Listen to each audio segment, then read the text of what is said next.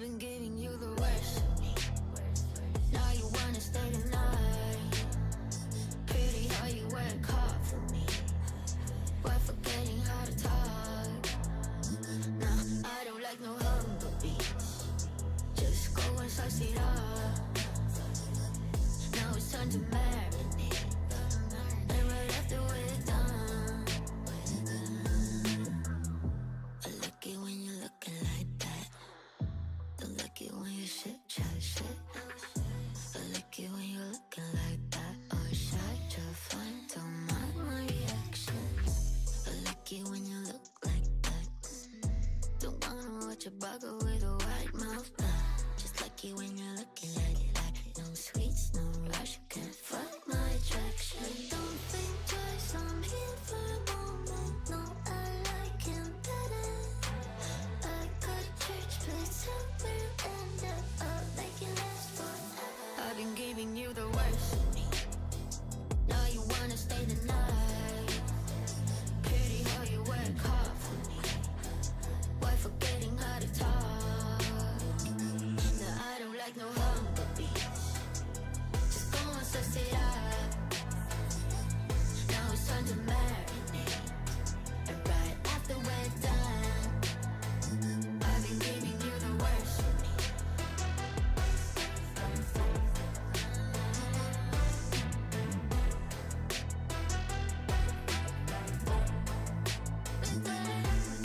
Give me a second, let me do weapon. I'm no vegan, a bee. I'm off the leash. Go down on your knees. Bitch, I got PhD. I'm all that you need. You just give me those.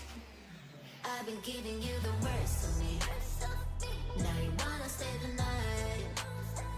Pretty how you work hard for me, while forgetting how to talk. Now I don't like no humble beats.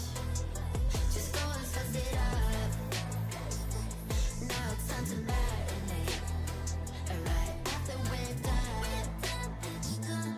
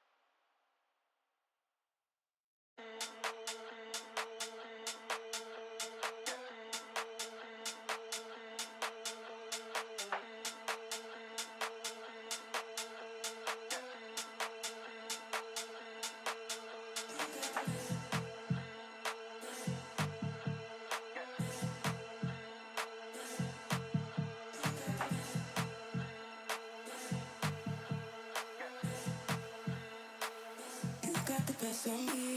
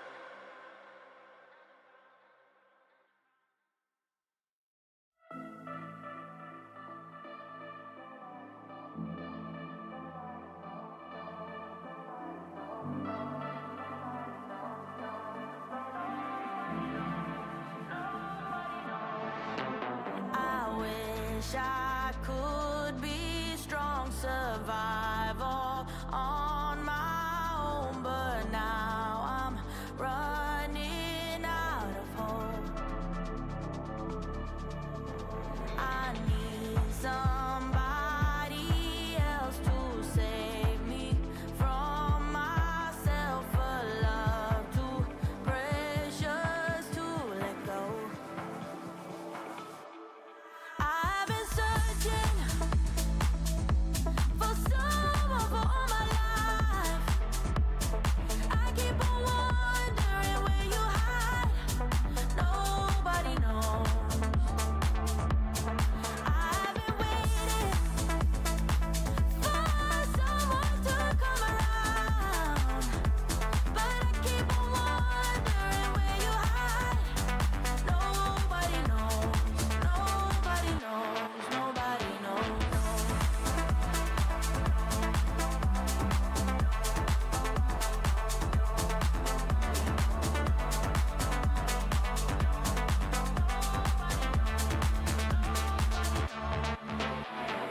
When I was a child, I thought I'll be alright, but futures can be full of lies.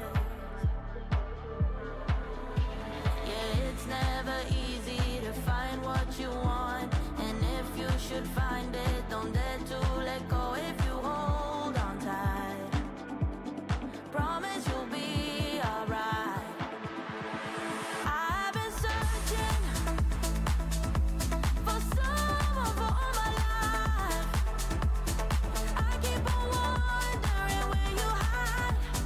Nobody knows. I've been waiting for someone to come around, but I keep on wondering where you hide. Nobody knows. Nobody knows. Nobody. Should I give it up and hope for better days ahead, or should I keep on searching for the one I haven't met? Should I keep on waiting for you, baby? Tell me when. Yeah, baby, tell me when. I've been searching for someone for all my life. I keep on wondering where you hide. Nobody knows. I've been waiting for someone to come around,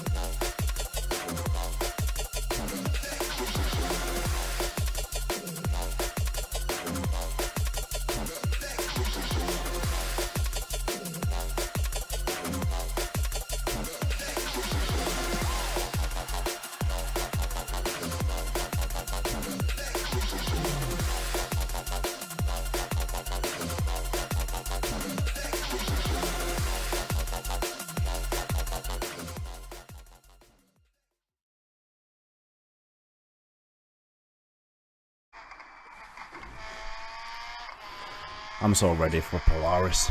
Shesh, what are you doing? Listen, man. I'm trying to save Dach here, okay? It's a bumpy road. We've created a weird system. None of our teams seem ready for Ascension. Oh no, this is not looking good.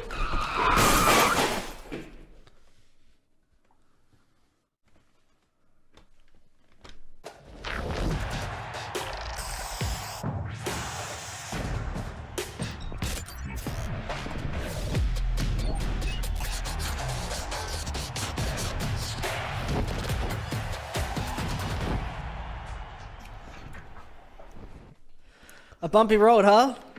A bumpy road. It was a bumpy road for all those teams making it this far in the playoffs. It was a bumpy road to get here. Not really. It's the beauty of Polaris. It's easy. It's smooth sailing. It's an absolute extraordinary experience every single time. Talking about an extraordinary experience. Who else did MP? How are you doing, mate? Hey, I'm doing good. Today is gonna be a good play day. Well, Yeah. What was that thing on the cold open? Just, what? Listen, man.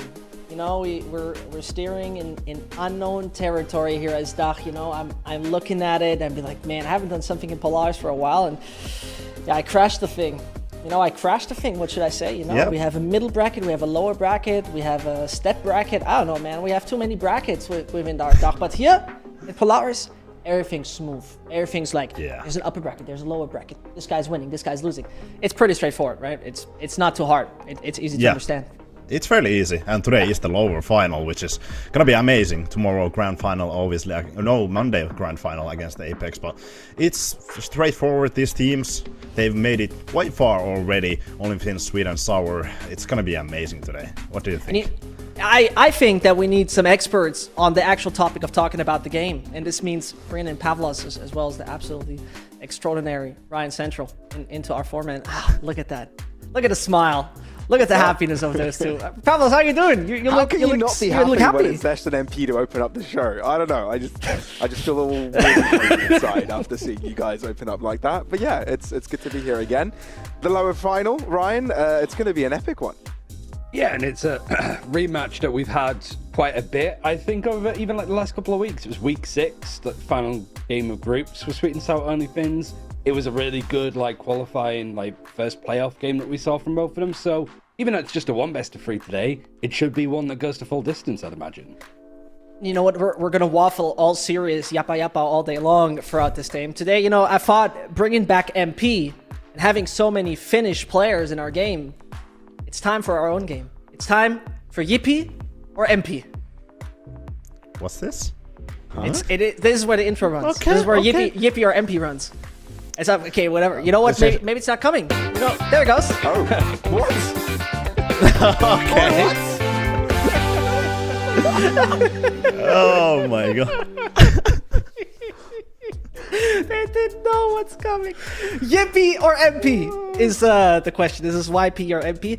Yippi means amazing, great. I think it's awesome, and MP means sad Finnish noises. So it's pretty easy. Right. No questions. Everyone else has to give their opinion. It's the opposite. Number one is I love easy. you. Number one is easy, especially for one man. You know, the most represented nation in the playoffs is Finland. Yippi or MP? I mean, starting with you, actually, MP. What is it? Yippi. Yippi is right? Yeah, is it Yippi? Yeah. Okay. Easy. Okay. Yippi. Okay. I give it a Yippi. You know what? I see it. Pavlos. Yip. Oh, It doesn't make sense, Zesh, because MP is Finnish, but Yippee, I agree. So is it true or false? Or you saying, am I happy that it's full? Yeah, of are you happy Finnish about people? it? No, it's not true or false. Are you like happy? It's like Yippee, Finland. Or is it Yeah, like, less Brits, I Finland. guess. That's the main point. Exactly. With less of us Oh to my ruin it, I God. suppose, because we seem to ruin everything. So yeah, I'll take some Finland. Hey, don't be so harsh on yourself. There's no need to. Either way, you know, the second thing, most importantly, also again, Yippi or MP, it fits the Finland theme. Having a bright, big smile. Nothing Finnish people usually have. So is it a Yippi or is it an MP? I'm starting with Ryan with this one. Having a bright, big smile. Is it a Yippi or No, an it's MP? Boy? It's Yeah. an MP. I mean, if somebody comes up to you with a big smile on your face that you don't know, you're instantly like, what do you want from me? Where's this What's the going? catch? Fair. I think that's good, Pavlos. You're gonna give it a Yippee, right? Untrustworthy, I'd say. Yeah? So yeah, you need to be okay. careful. Oh, just because So you I want trust an Finnish MP face people? on the bottom screen, I'm just going to say MP as well. Okay. Oh, okay. Well, I'm MP actually gonna go against the grain and against what actually Finnish people might say. I'm gonna go say Yippi, but Finnish people might disagree with me. happiest country in the world, you said. True? True? So it's a Yippi. Okay. Yeah, I'm gonna give it an MP, man. I don't want to see happy faces. Not gonna lie. Okay. Whatever. It's not for me. I want to see sorry. that. I want to see that serious. Yeah, exactly. Can you be Finnish for once? You know, that's the think most like, important. as well, Yes. like, you know, like Yeah. where most Finnish people are in the sauna, right? And if I go into a sauna with somebody with a big bright smile on their face, I'm leaving that room straight away. Like, I'm keeping my distance from I as think much you- as possible. You didn't Like do I this said, it's consciously. untrustworthy. Yeah, I see your point, but you know, the third thing on our list, saunas. Yippi, you're MP. MP, come on. I'll go You gotta- Yippi. Yeah, Yippi all 100%. day. I was on a sauna yesterday. It was How many amazing. degrees? How many degrees? Probably 85 or something like that. It's amateur. Amateur. Yeah, it is. It is. I'm not quite the one to reach 90 or 100 right there. Maybe sometimes on a wooden sauna, but yeah. You're On Finnish? an What was the electric, temp at the nah, one nah. we went to in Switzerland, Zesh? I don't quite remember. But That yeah, was Yippi 60. for sure. Saunas That are was empty. that was 60 degrees. Absolutely 60. ridiculous. Ryan? Because of like British infrastructure, I'm gonna say MP. Because if you want a true sauna experience, the British summer in houses like this is probably the one to be having. So it's all right having a sauna if you can leave it, but if you can't, Yeah. then it turns into a horror film. I agree. I think Pavlos also picked Yippi just for that. And Yes, I did. Listen, I did. there's nothing better than going into a sauna after a good day, 90 degrees, 95 degrees. You're reconsidering life decisions. Am I doing the right thing? I'm with you. Best invention from Finland, and actually the only one I know, to be very honest with you. Last but not least, I think this is really, the three of us are not really going to care about it. Sweden having more ice hockey gold medals than Finland. Nah. MP. Why did you bring this up? Why? I knew it. I knew you would hate that. Steve, actually? I think you Have two don't fun. have a... Yeah, so you're How not... many more? How is that... That's I think testing, like Zach. 7 How many more. Even 7 more. 7 more Yeah, but how gold many? Like, medals. what does Finland have? 100, and then it's 4. 107. Only or- 4, I think. So 4 and 11. Yeah. Wow. And this is like a country full of snow and ice and, you know... I guess... how disappointed are you, Ryan? I'm gonna go MP, more in the same way of like, it's not only that, but it's also having more Swedish players at like tier 1 and at international events too. So it's Fair. not like while Sweden are winning in ice hockey that like Finnish players are inside playing video games to get better at them. They're still losing to Sweden against that as well. So like you've got a lot to catch up on. I thought you were on my side with Yo, the I MP, think- but I think this is then you just amazing. went all in. This is an MP You're slander. not good at I don't know how something, this turned out. surely. Pavlos, I mean, you? you've got What do you Yampi. think? I'm gonna go for MP.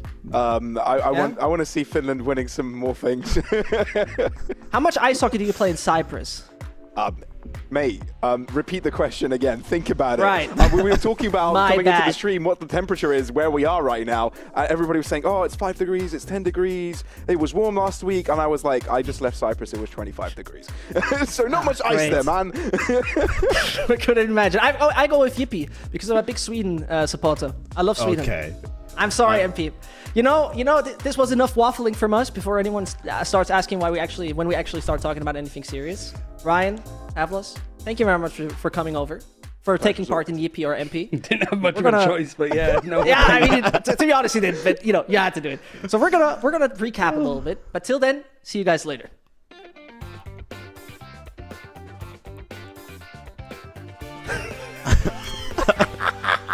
They've done it. What a They've pulled it off. friendship. They pulled it off. This is the best. I swear to God. You know, in Dach they cannot even center the text, but here we even have proper production. It's amazing. Either way, enough waffling. Enough talking about how good saunas are, how many brown bears there live in Finland, around 1,500, or how good Finland actually is. Let's directly go and recap what has happened throughout the last playday, because we have now decided the top 3, which meant one team had to leave, and this instance, MP, it was Mesoport. Yeah, I was actually quite surprised that Metisport couldn't win against Sweden Sour. They obviously lost, I think it was week 1 against Sweden Sour. It was quite surprising, but I thought surely Metisport this time around they can come back. They actually took the lead, but got reverse sweep by Sweden Sour. Taisi looking amazing on that last map. 29 and 10 on split was crazy, and the whole match I think was amazing. Even this Lotus, it was quite even feat here, 13 and 10. But honestly, I wasn't expecting this rematch. I kinda would have wanted to see OnlyFins versus Metisport, especially after Snowy trashed Metisport, literally in the interview that he had. Well, you know, it brings us to the point in time where one of the actual, you know, set organization had to set bye-bye already. Kind of rough to be honest with you, because we're now in the top 3, right? And I only know one of them being actually Apex, to be very sure. But this was not the only game going on throughout that play day. Most certainly, right? The same day we, you know, saw something I think that is fair to expect. 2-0 Apex OnlyFins. It didn't really hurt, did it? Yeah, I mean, it was quite disheartening to see this one, especially after the first match that they had against each other. OnlyFins was able to bring them Apex to overtime, but this time around it was just domination for Apex. 13-2 on Sunset, 13-6 on Breeze. I think there was nothing to be said about the Sunset. Like, OnlyFins last time around, it was 14-12. But this time they couldn't even get pistol and a bonus in terms of the rounds. They got 2 rounds, and one of them was a pistol, but they couldn't convert that to a second round as well. So it was quite a domination that we have already quite expected to see from Apex. Obviously, the bootcamp buff comes different as well, but yeah, that was just something that you do not want to see as an OnlyFins fan, but quite expected result right here. It's rough. You know, I mean, it is pretty expected. You know, they brought them close on that game previous, and we're like, oh, wow, okay, well, it's kind of dangerous.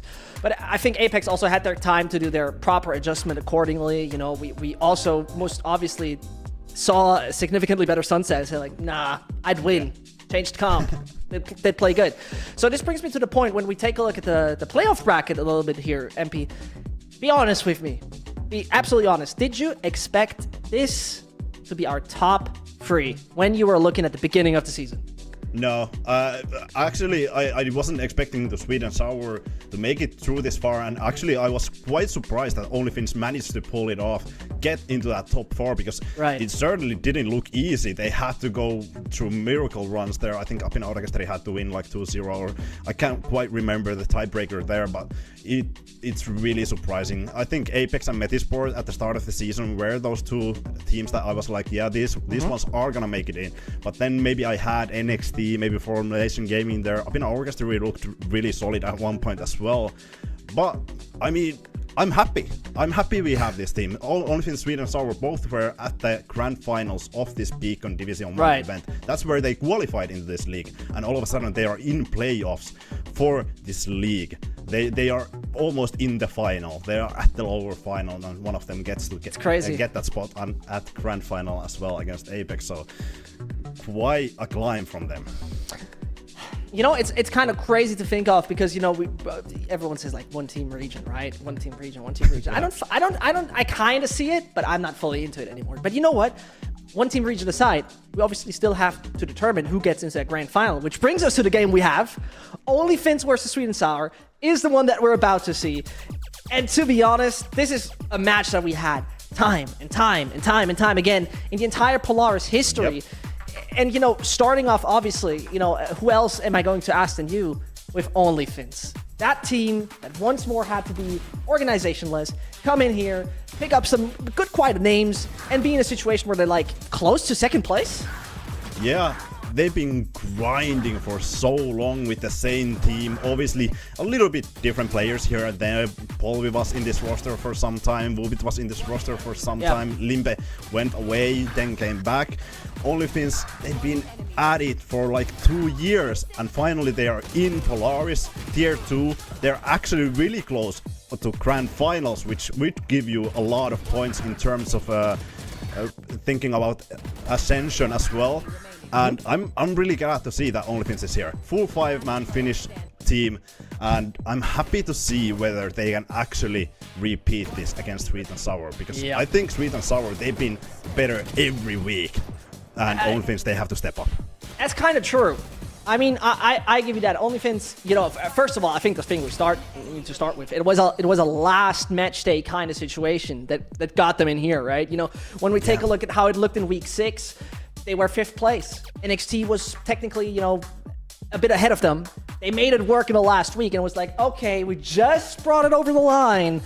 Now we are actually in the game, which was quite impressive, to be honest. But when we take a look over, right, on a team that you just mentioned, named Sweet and Sour, I think when we take a look at them, MP, and when we take a look at how they play and how they perform, there's one thing that I find so interesting about them. They started so strong. They started the split so insanely intense, but they have been, previous to the Mesoport game, on a 4-game loss streak. It didn't look great at all.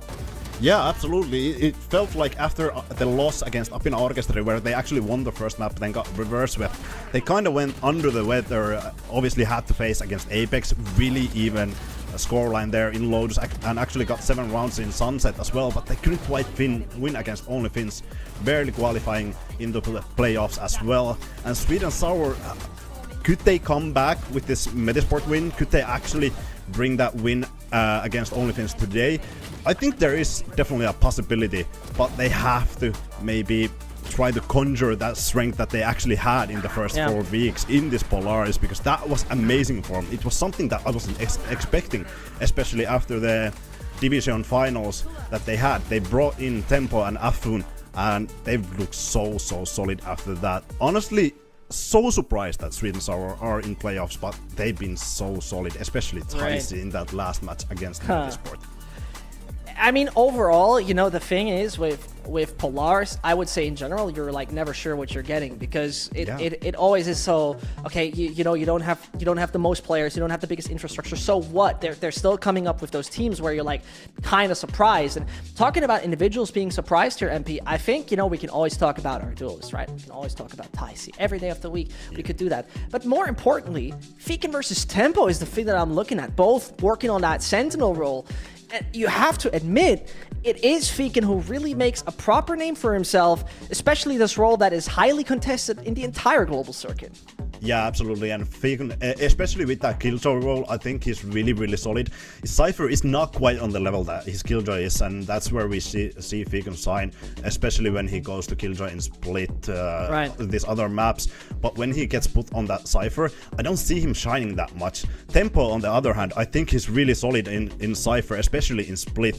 In the 3 games that they have played Split in this year, Tempo is 11-6 into entries. Defensive side entries are actually 6-0. Which means that he's really solid on his side. He doesn't die first at all on the defensive side. Waits for the team or gets 1 pick and gets away or gets traded. Tempo really solid as that Cypher. I think Killjoy for him is not quite on the level of Feekin, but we could definitely see him pop off as well. But right here, if we have to differentiate, I think Feekin is better on the Killjoy, Tempo is better on the Cypher, and I think map pool might actually differentiate today who is gonna be on top on these 2 players.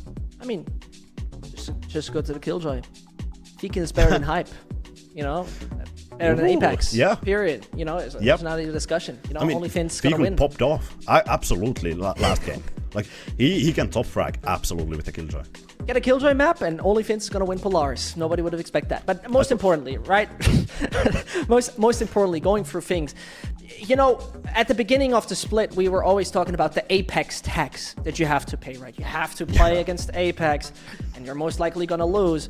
But those teams we're going to see today, and if you're asking themselves, why should I be excited about those two are the only ones who got decently close, both on Lotus and on Sunset, and overtime on the 13-11. And I think this speaks tremendously for the quality of both of those teams. Yeah, absolutely. And it's insane that they actually managed to get this close against Apex. Obviously, Only Finns got absolutely domed last week against Apex, but it's really surprising that people were able to get even more than 7 rounds against Apex. And for Sweet and Sour and Only Finns, like you said, I think this is a statement in itself. Fighting with that second spot in mind, it's going to be really interesting to see which one of these teams are able to climb on top. And in terms of Lotus and Sunset that we see here, I think it's going to be interesting about the map pool as well, what we're going to see, because Sweet and Sour were really good against Apex in that Lotus, but Only Finns was really good at Sunset, so it's interesting. And once again, we have to bring this up. The Kryptonite. So far, you know, not necessarily the same core, the same roster, and so on and so on. But over the course of the entirety of Beacon existing and Polaris existing, those teams, both of them, met 6 times overall. You know, going back to the April 2023. And so far, Finland stands victorious. Sweden Sour never picked up a victory against them. Yeah, and it's really surprising, especially when we look at those last matches that OnlyFins Sweden Sour have played. It's quite even actually, but in the end OnlyFins always has taken the trophy, always has taken that win.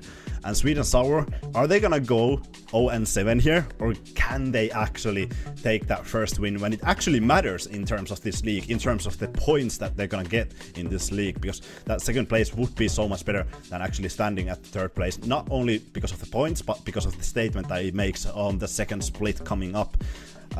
It's quite interesting to see actually whether Sweden Sour can maybe beat this kryptonite of OnlyFins. I mean, we still need to see it like this, right? It was particularly on the split you just mentioned. Sweden Sour with the 11-11 score of the maps 1-1. They were close to picking up the victory against against OnlyFins. It was 2 rounds difference. It was literally a 2 rounds difference. A Feekin playing extraordinarily.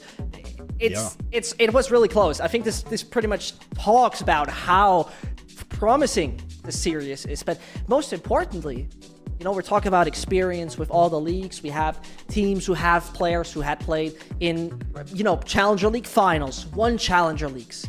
Those 2 teams don't have a single player ever got this far.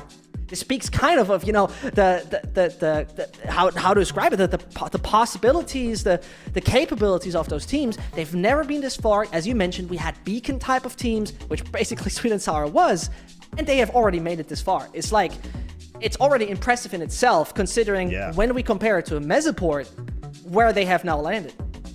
Yeah, it's quite impressive feat, especially when we talk about that beacon climbing. They qualified from beacon, and all of a sudden they are at this level. They're playing higher stakes games right here. It's not even about the points, it's not about the prize money. It's about making that statement, like I've said, making that statement that we belong in this league, we belong in this playoff. Yeah, we just qualified here, but we are gonna be that name that cements their way into this league. And those names we have seen time and time again, especially Cars. They've been in this league for so long, but they haven't quite made it to playoffs so many times. So maybe Sweden Sour, maybe OnlyFins, they're gonna be able to cement their names here and be in that playoffs multiple times after this as well. It would be overall insanely impressive, you know, going into that, because it's nurturing new talent. You know, maybe some players, you know, are from Polaris picked up in the future in all of the other leagues. I mean, hopefully Polaris stays the way it is. Don't get me wrong, but most importantly, right, we're getting closer to the game.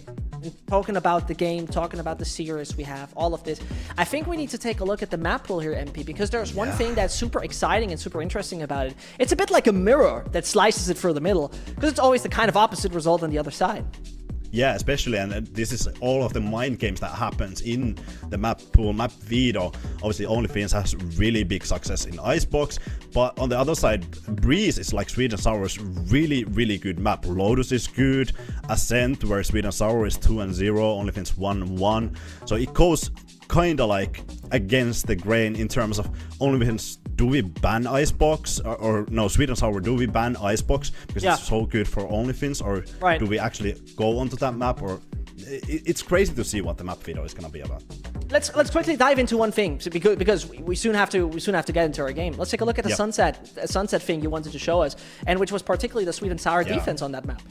Oh, absolutely. This was really good defense. This was pretty much 50% of the map for Sweden Sour, how they started the round. 4 players towards A side, just controlling that A lobby. And this was something I wanted to highlight, because OnlyFins, they wouldn't be able to counter this. They had so much struggle countering this A lobby. There was one round that they were able to break through this A lobby defense, but then they didn't check one corner and they lost the round as well. So if Sweden Sour are going to be able to hold that A lobby down once again, it's going to be really rough for OnlyFins, because this was the bane of their existence. They couldn't actually take that sunset home, even though they had really good footing on that.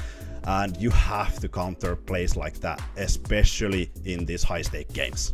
And let's directly dive into it. You know, we're going into map veto. We're talking about the maps we have seen so far. We're talking about a split, right? We're talking about a sunset. We're talking about an Icebox. Icebox out of the pool with this one. Sweden Sour decided to rather let it go, and a Lotus okay, not a big surprise, previously banned as well, which leaves us with a possibility to not see the map where the guys from OnlyFins have been successful on. Different choice they need to make. Yeah, must be Sunset, yeah. Ah, there there it we comes. OnlyFins, this is gonna be interesting because they might actually big split. They barely won against Sweden Sour, but I think the composition differential on split is not quite the best for OnlyFins. They have the killjoy, which doesn't give that detailed information, and I think that was something that Sweden Sour abused in split. Obviously, in the end, OnlyFins took that map home, but it's interesting to actually go for this. The last map is, I'm not quite sure. I think Breeze might be a ban here for OnlyFins. I mean, it depends if you want to play some aim lips or not. I think it's exactly as the bigger kind of question. Bind is out of the question right now. Could bring us to Ascent, realistically, and yeah, we do exactly see that. So Sunset Split Ascent is a quite good map, I would say, considering, first of all, you know, what we've seen in terms of the preferences of both of the teams, but overall, I think I'm happy. No Icebox, no Breeze is already a good day. Yeah, absolutely, and I think this is quite even map pool for this match. Right, yeah, and you know what? We just have to head into a little break before we start our game. So 3 minutes, you stay here, we'll stay here, and we'll just be right back.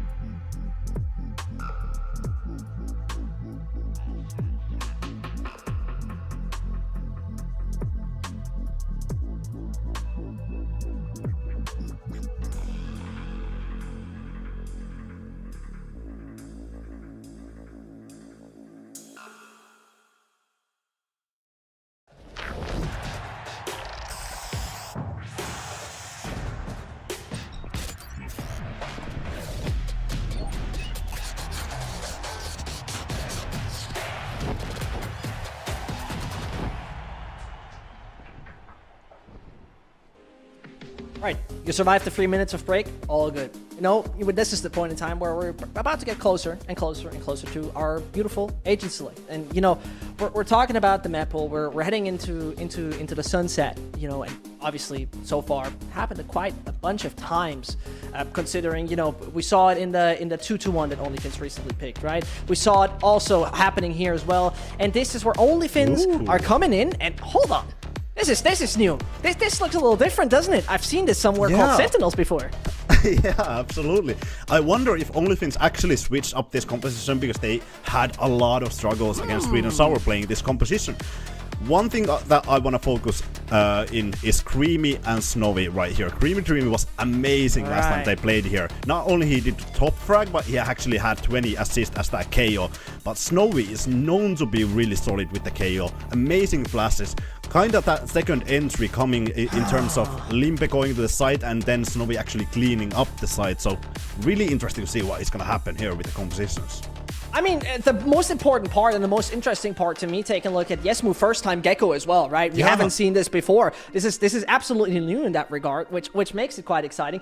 I would have never thought that so soon that I'm going to see a mirror matchup on this map, but you know what? Let's see what Ryan as well as Pavlos think. It's a Yippi for me. It's a Yippi for you. Let's go Yippi into that game. Yippee, yippee, yippee. I think we matched that as well, Ryan, because I think when we looked at the veto, we saw, okay, Sunset is looking to be the map that is the same from the last time these two teams met. But with the comp changes, that changes everything again. This is going to be incredible. Yeah, and this is one map that we've seen these teams consistently have to play over the last couple of weeks. OnlyFins won it the first time playing the Breach Silver comp that they'd been running all the way through the group stages.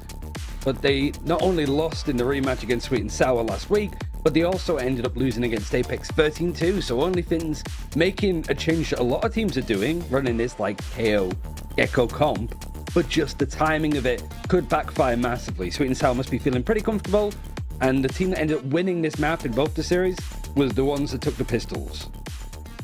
For everybody watching at home, I hope you guys are excited. I hope you guys are getting comfy to watch this one. It's the lower bracket finals of the Northern European Challenger League of Polaris. It's going to be an epic one. Both of these teams fighting for the final spot into finals to see what they can do against Apex coming up in a couple of days. But Sweet and Sour did elect this attacking side and they're heading directly towards Market. Snowy there, hiding out with Limpet. So far, a little bit rough around the edges for Snowy, but he still gets a lot done. Only Creamy left and he's alone. Nobody cleared him at all. Creamy giving away the position by just breaking the trip, but everybody from OnlyFins was there. There were 4 players on the defense leaning towards B main to begin with. If that's not a read on where Sweet and Sour like to go on these pistols, I don't know what is. I mean, that's what we were thinking about when going into this map selection, right? There's a lot of mind games. Both of the teams have played Sunset a lot, and they've played each other, right? It's also just a small thing of this corner not being cleared like at all. I guess when you have so many people facing from OnlyFins, it looks pretty easy from Snowy to be able to get the triple kill there. But it's a lot of attention taken away for OnlyFins. And now it's just not really too much of a bite for Sweet and Sour, not doing any damage realistically. Still going to be trying to push mid. KO Knife was going to connect onto pretty much everybody in mid, but it ends up being broken. OnlyFins, they've made the adjustment, they've made the comp change, but it seems that Sweet and Sour are falling into the old traps, and OnlyFins is reading this despite them looking a little bit different. I'm interested to hear your thoughts here, Ryan. Obviously, Sweet and Sour lost the last 2 times they played against OnlyFins. Are we expecting them maybe off of the form they showed in Metasport to have a favorable chance this time against OnlyFins? I think so. I think one of the things that we said about the comp that OnlyFins have been playing is it's a bit like Old Faithful. It's a bit old. And Sweet and Sour sort of moving in with the times with what's super popular in EMEA, which sums up Sweet and Sour as a team perfectly well. It is the old versus the new, one of the most tenured teams that we've seen in Polaris, up against some new faces that have been as disruptive as possible. Onyxon is going to be taking the fight here. A bit too open of a fight, which does require his demise. The insight, though, to be hit here by Sweet and Sour. While OnlyFins are trying to collect all of the players together. I do respect the fact that Figgin's being left behind in case of any sort of lurk, but as the wingman gets dropped, OnlyFins are actually losing a lot of players. Spike planted. It's just Ticey alive. Really now getting a couple more kills. It's very doable considering Feekin and Limpe, the best gun that they have is a Stinger. The thing is, Ticey doesn't want to spend the time to reload. And from 7 bullets, it's gone down to 5, down to 2 now. He's just going to dance around. He's found the moment to get himself more bullets in the chamber, but Olympic closes up that distance. Crisis averted for Onlyfins as they find themselves at the follow-up to the pistol. Still a risky time. The bonus Yeah. for Onlyfins, having 2 Bulldogs is fine, but Sweet and Sour, they get a plant, they do a lot of damage. But I respect the way that Onlyfins approach that. They close that distance very quickly, even though the better weapon is in the hands of Ticey. Onlyfins just sort of posturing for that space, backing up the Raze into a corner, and then dealing with it together as a team. Pretty decent stuff. But now heading into the buy round. Got Sweet and Sour locked and loaded with 5 rifles. Nick Soon's got a Bucky though. Can't write him off just yet. No, you can't. It feels like the Buckies are back. We've been seeing more and more of them across all regions. It's definitely good if Sweet and Sour, a lot of pressure on them to be sort of fighting back at this point. Not really a team we expected to be going this far to make top 3. Eliminating Metasport last week as well. How they started off this stage too by beating Metasport. Might as well end it the way they started it. Nixon, that's a great paranoia, but I don't think expected to see so many faces in front of him. And he's the first body to drop, with Yasmu left to defend this A site, calling for reinforcements. All he does is hide.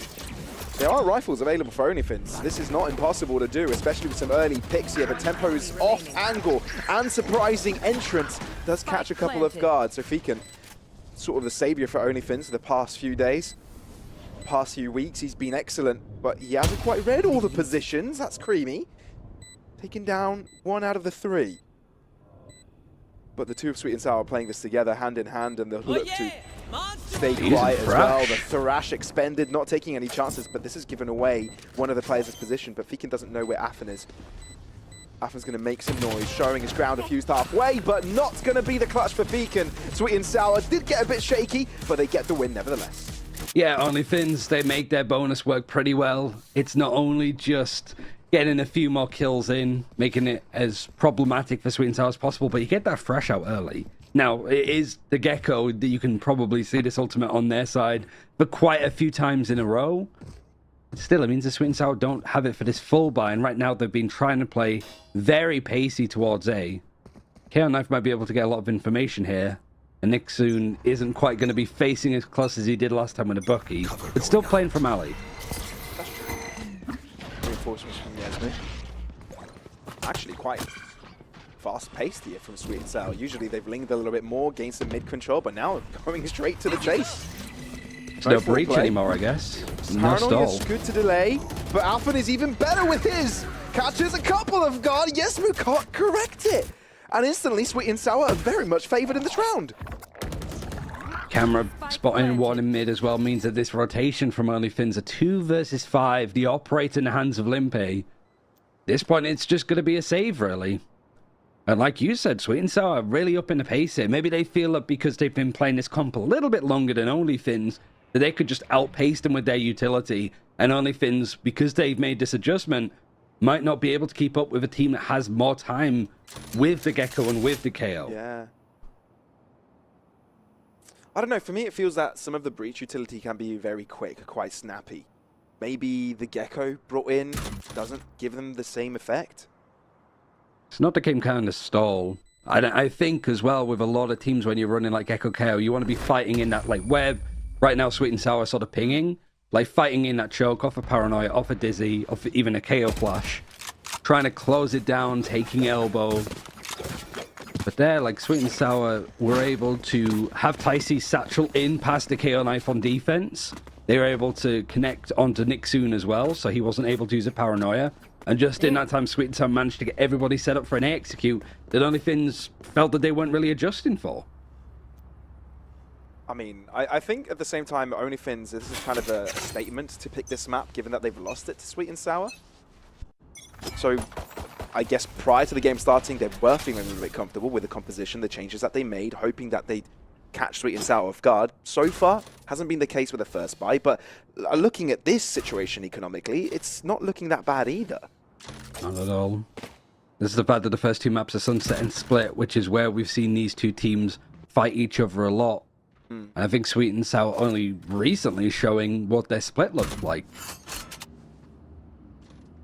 Only real opponent has been OnlyFins. The buy is awkward for them, but the operator in the hands of Limpe able to at least fight it out a bit more. Yeah, I thought it would have died to the mosh, but instead dies to Affen's bullet to the face. Still, OnlyFins keeping it a close score. They've lost a couple of players already, but Snowy's being sneaky. He's wrapped all the way around, but he's a lone man here. His teammates are pretty far behind, so the waiting game does allow them to get a little bit closer. Underarm flash. No one there to capitalize off of it. Now this is the same old tried and tested B-site defense when on the post plant, where the sprays are going to come in on the pings. It's an inevitable situation, really, and really hard to untackle here from OnlyFins. And I think little by little they realize the best they can do is save up their big guns. And that's exactly what Nixon's going to do, trying to pick up Ticey on his way out, not going to be given the opportunity to do so. And Sweet and Sour, with this attempt, get the lead. And also going chasing as well. Affen is sprinting onto the other side of the map to see if they can catch this Omen with the off. They know exactly where Nixon is, and he's having to TP around the corner. Narrowly saves the gun and hands it back to Limpe. That looked like a horror game, seeing Affen on a screen suddenly. I can't remember who said it. It might have been one of the other coaches. It might have even been Focus's coach. Okay. I got his name off. But he said, like, when it comes to Sweet and Sour doing well, like, it sort of begins and ends with Ticey. Like, he is that core component that brings this team together as a duelist. And him and Limpe, they're very interesting head-to-head of duelists, because Limpe was a bit quiet to start, but is now really built into this role. And it's one of the main reasons why OnlyFins made top 3 at least. That's very true. Still, Snowy is in trouble here, but Tyson moved this through. Tempo's there to assist, even though his teammate is blind. Oh, it's very uncomfortable. A lot of utility, a lot of gunfights, but it seems that Sweet and Sour may have gotten the better end of their opponents. There's no way Snowy can be resurrected in that position, because Limpet is on the other side of this A site. I know. Slow peaked, and that's the perfect opportunity to throw out the operator. Showstopper coming out. Oh my god, gets the kill by the end mark, but the Famzam is still alive, and that's all that matters. Oh, the pace of this is just crazy fast, but it seems that when it is a little bit barreling down a hill, some of the nails falling out of the wheels kind of vibe, Sweet and Sour seem to just really vibe with that as much as possible. They're so pacey, they're so aggressive, they're so in your face. And OnlyFins, typical sort of Finnish mentality, right? A bit more stoic, a bit more slow and careful and considered. It really is a sort of battle of ice and fire between these two, and OnlyFins yet again forced to eco.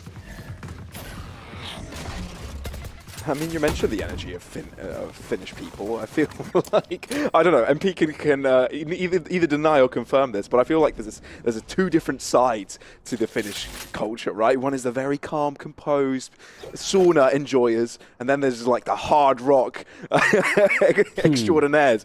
There's not much in between, I feel. Could be the same, could be reflected for the OnlyFins gameplay, right? Yeah, and you literally have the other team called Sweet and Sour, right? Yeah, it's poetic.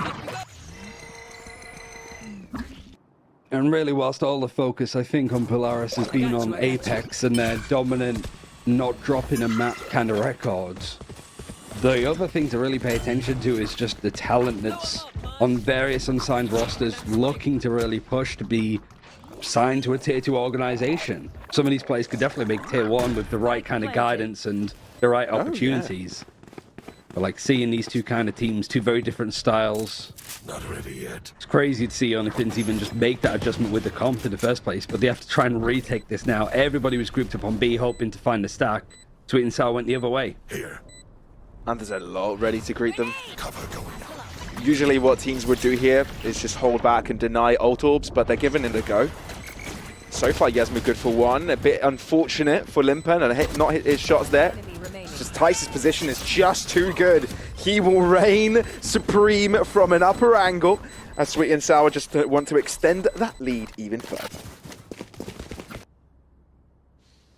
OnlyFins, it's a shame, really, because the retake that came in utility-wise was great. The KO flash, the paranoia, the dizzy, getting good amount of information. It's just that the weaponry wasn't there this time.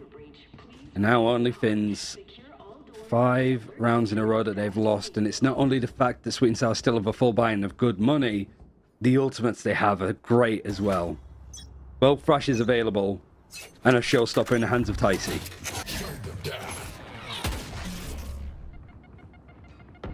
They found my wire. They found my wire. Broken? Both of them. Both of them. Broken. Hey, look, we can do maths. I wonder how much of it is just Sweet and Sour like reading this too. Yeah. Like you are intimate with this OnlyFins on this map at this point, and the amount of times that you've played them, just clearing the common trips, even if it means that you don't have to satchel for the execute. It's so good to keep OnlyFins on their toes. They are just flying blind right now, and the Thrash getting information. It's going to force Nixun to back all the way off. Well, at least the Thrash can't get him there, but it can be recollected, right? And Imagine used some again. sort of satchel Thrash just firing him up to the high ground. That'd be terrifying. I think Nixon's position is terrifying also. Ticey wasn't able to see him for a second! Nixon, what an incredible 2 pieces of shots that landed in the heads of Sweet and Sour's bodies. But they're able to turn it right back around. Thrasher is online again. Snowy's able to do some damage to it, but not enough to shut it down. But OnlyFins not going to give up just yet. Spike not down yet, so they're going to keep the pressure up. Famzam out into the open, spray down there from Limpet. It could have been a lineup for Sweet and Sour. They're winning their trades, and Affen is feeling online this round. Alright, it's a very quick 5 versus 3 for OnlyFins, but just look how Sweet and Sour played off of each other in that post-plant. The trades were great, even that little fight at the end.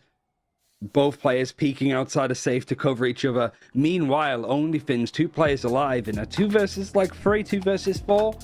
They peek in one at a time, not waiting for each other. Timeout needed for OnlyFins, and I saw Nixun actually talking about it in Kairo's chat last week. When we were casting. Actually, it was just before we started, because it was the Beacon finals that Cairo was watching. And Nick Zoom was sort of saying, like, we'd talk about timeouts, because one of the timeouts that OnlyFins had, they were like 6-0 up on split. They lost a round. OnlyFins timed out. Sweet and Sour won. An eco with a Sheriff Ace from Creamy. And, you know, it's those kind of moments where, like, timeouts can backfire. At this point, like, OnlyFins, I can't think of a better time to be taking a timeout, really. Maybe you could have taken it earlier. Earlier, yeah, I would have said that, because it's been quite a while since they've won, right? 6 rounds. And the thing is, this round kind of started okay with Nixon getting the pick, but the fact that Sweet and Sour are able to collapse so quickly, OnlyFins aren't there quick enough to react. You know, maybe they should be falling back a little bit earlier, playing for the retakes a little bit more, because it seems like they're losing players before they get a chance to retaliate. Yeah, it doesn't matter what they're doing, first and foremost, so long as they do it together. That's the one thing that Sweet and Sour is just doing better than OnlyFins. They are just deathball, wolf packing it way around the map. And OnlyFins trying to get information, trying to adjust to this new comp that they're playing, which isn't easy to play, mind you, starting to spiral and split apart. Very bold to make changes mid-playoffs, but we'll see if it will pay dividends. So far, Sweet and Sour not only taking over the game, but the server currently, right now, deleting everyone they found in front of them. Spike planted. And this would be a situation where OnlyFins would save, right? But they're going to give it a try, which is amusing. It still might have a buy next, at least, maybe some half armor. But at this point, you need to be getting some of these rounds. Nades are going to be exchanged either side, and the KO Knight's going to suppress them. And Ticey goes down. Even unfavored in numbers, this would be a daunting place to be playing in if you're OnlyFins. Because holding it down against that B-site hold is nigh impossible. And yeah, Sweet and Sour show it exactly why they're beasts when they have guns on board. Feels that the way that this series has been going has changed so much in just 2 weeks. The first time OnlyFins, they win on this map, they win on Split 2-0, hunky dory. We then see them play in their first game of playoffs. Sweet and Sour actually win this map, the rematch. OnlyFins still win on Split, goes to that third map, and OnlyFins end up eking it out. Here it could be Sweet and Sour very easily 2-0 in this. When it comes to the veto, they must be expecting this overall, and right now Ticey in a crazy fight. And really the trades. It's crazy. I think for this time, OnlyFins are thanking Yesmu for picking up a double there. He went above and beyond to keep OnlyFins in the round here. But it's still a 3v3, and Sweet and Sour are yet to lose a post-plant. Sweet and Sour actually pushing CT here with the Dizzy and the Flash. And it's just the Cypher coming in from Link. The rest of the players are managing to flank all the way around because there's no Cypher trip anymore. And this Fee can choose a peek. I don't think he can find a body for Nana for this ultimate either. Nixu, paranoia on the one, but misses the mark on the other. At least Snowy is there, but he's low. So Feekin's going to start to show up. What? That was a grenade kill. And now it's Creamy all to himself. Time is low. What can you do? He's been spotted now. Throws down a nade of his own. That's quick and snappy. Tagged again, but Snowy is low, and Creamy will find the killing blow. Clutch for Sweet and Sour, clutch for Creamy Dreamy, and Sweet and Sour do not want to close up on their streak. Yeah, Creamy has been superb in playoffs alone. Great series against Metasport, but also from the first time that OnlyFins played them on this map, and the growth to see Sweet and Sour win the rematch, it was on Creamy just basically doubling his ACS to like 100, 280 from 140 in the previous time. Like, this guy is just so good in the rematch. He showed up massively. And man, this has been a half to forget for OnlyFins. Their buy is barely there. Buying next and hopefully can get something for the last round.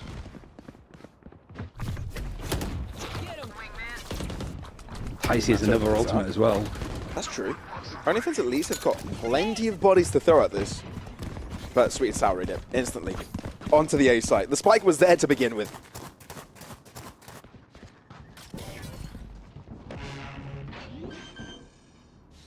So many gaps that have just been exploited by Sweet and Sour. Mid control is still in the hands of OnlyFins. But everybody looks set up. The plant is gunned down uncontested. And it's actually been these low buys that OnlyFins have had better retakes on, weirdly enough, because their utility is in sync. Showstopper's going to come through from Ticey, hoping to try and land onto somebody, but OnlyFins not necessarily showing yet. Honestly, it's just used as a delay tool. As long as it's not shot yet, so OnlyFins won't feel comfortable to push past. And now, as they do, Sweet and Sour have a great idea of what's going on. Nixun try to bring out some sort of acrobatics. But no voodoo here. It's Sweet and Sour all day. They haven't won a single buy round yet. Just the pistols. Yeah. And like I said before, when OnlyFins won it the first time, they won both the pistols. Sweet and Sour in the rematch, they won both the pistols. Literally is the only thing that's been going well for OnlyFins. They took a risk by changing up their comp, even though their comp wasn't necessarily working before with the Sova and the Breach. Like, they got destroyed 13-2 by Apex. But this, like, you're really sort of falling into Sweet and Sour's playstyle, their territory, especially with this map. And there's only one team in it thus far. With a young team like this, you've got to be able to bounce back quickly. Feekin very close to the action. Oh, can't find a single kill. Sweet and Sour are bulldozing their way in. And there's nothing OnlyFins can put in the way to stop them. There's a showstopper at least, but Tempo might be just pushing up to the point where Olympic can't even consider using it. It's insane. It feels like a go next, doesn't it? It's not only the scoreline, it's just the mental is broken. I mean, it's a young team, young players, not much experience on high caliber games. We said it in the on the analyst desk, has said it perfectly. None of these players on the server today have ever been into a finals of the Northern European Challenger League. It's daunting. It's daunting. Yeah. Not much experience to get right back on track. Nixon's got a lot on his hands to try and boost his teammates' morale, really. Right. It's, like, for Sweet and Sour, yeah, they've never been in a grand final. Up until this year, they weren't even in Tier 2. Like, this is, like, a lot of debuts. But, like, I just noticed Feekin 2-9. When it comes to a performer for OnlyFins, it's been Feekin consistently, like, top 10 ACS. And pretty much one of the highest players that isn't specifically on Duelist. And he's found so little, either because Sweet and Sour just avoid him, or they just barrel through his utility with well-placed KO knives.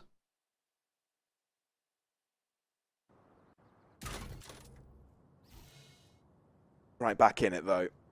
Second half, OnlyFins' turn to be on the attack. Will we ever get to see what this comp was supposed to do from them? I mean, it's comps we've seen before from other teams. Will it work out this time? Are they going to stop the plant? Oh, Tempo quite can't get it. He just ran out of bullets and had to reload. But And I nobody think was this is there to pretty stop him perfect. from breaking it, right? They're going to check Nick soon, though. Or not! At least it's a 1-for-1 trade. I got panicky for a second. Could have gone either way. Snowy, though, is keeping an eye out in mid. And for good reason. Alpha no more. Only Fins with the advantage. And this is their turn to play it safe out in B main. Oh, the mollies. Pretty good to get them out of their corners. But the trade still favor the Finns, as they've got more players and more bodies in the situation. Snowy, tremendous triple to put OnlyFins with a pistol win and give them a chance to close up this gap. Could have been really awkward there. There was a fine margin, I suppose. Like OnlyFins, they were really put off trying to execute out of B. They're just sending the wingman in. We did see Tempo in a position where he could just peek out and almost break the wingman. If that goes down, one of the OnlyFins players have to do that walk of shame to go and like plant themselves. At that point, all of Sweet and Sour would have rotated. Like, it really could have backfired, but OnlyFins, the only rounds that they've picked up have been the pistols in the round following. So Sweet and Sour, 7-round lead. They're still going to be comfortable. They're still going to fight this. Dizzy for Dizzy. And it seems that OnlyFins are getting their opening kills, but the shorty play, the pre-fire from Yasmo is better. Very smartly done. Creamy on the bounce, though, wants to find a trade. There are some sneaky fights coming out here and there, but OnlyFins, what do they do from this? If it was Sweet and Sour, they've gone even further. But look at this. Tempo on the back line. Snowy reads it. Wow. I mean, at that point, it's just for OnlyFins to go over to B. But, like, compare how Sweet and Sour with an eco are playing on defense in comparison to OnlyFins. How, like, far up they are on this defense and how much they're willing to fight. There's no fear there at all because they know that they need to keep control of that A main show.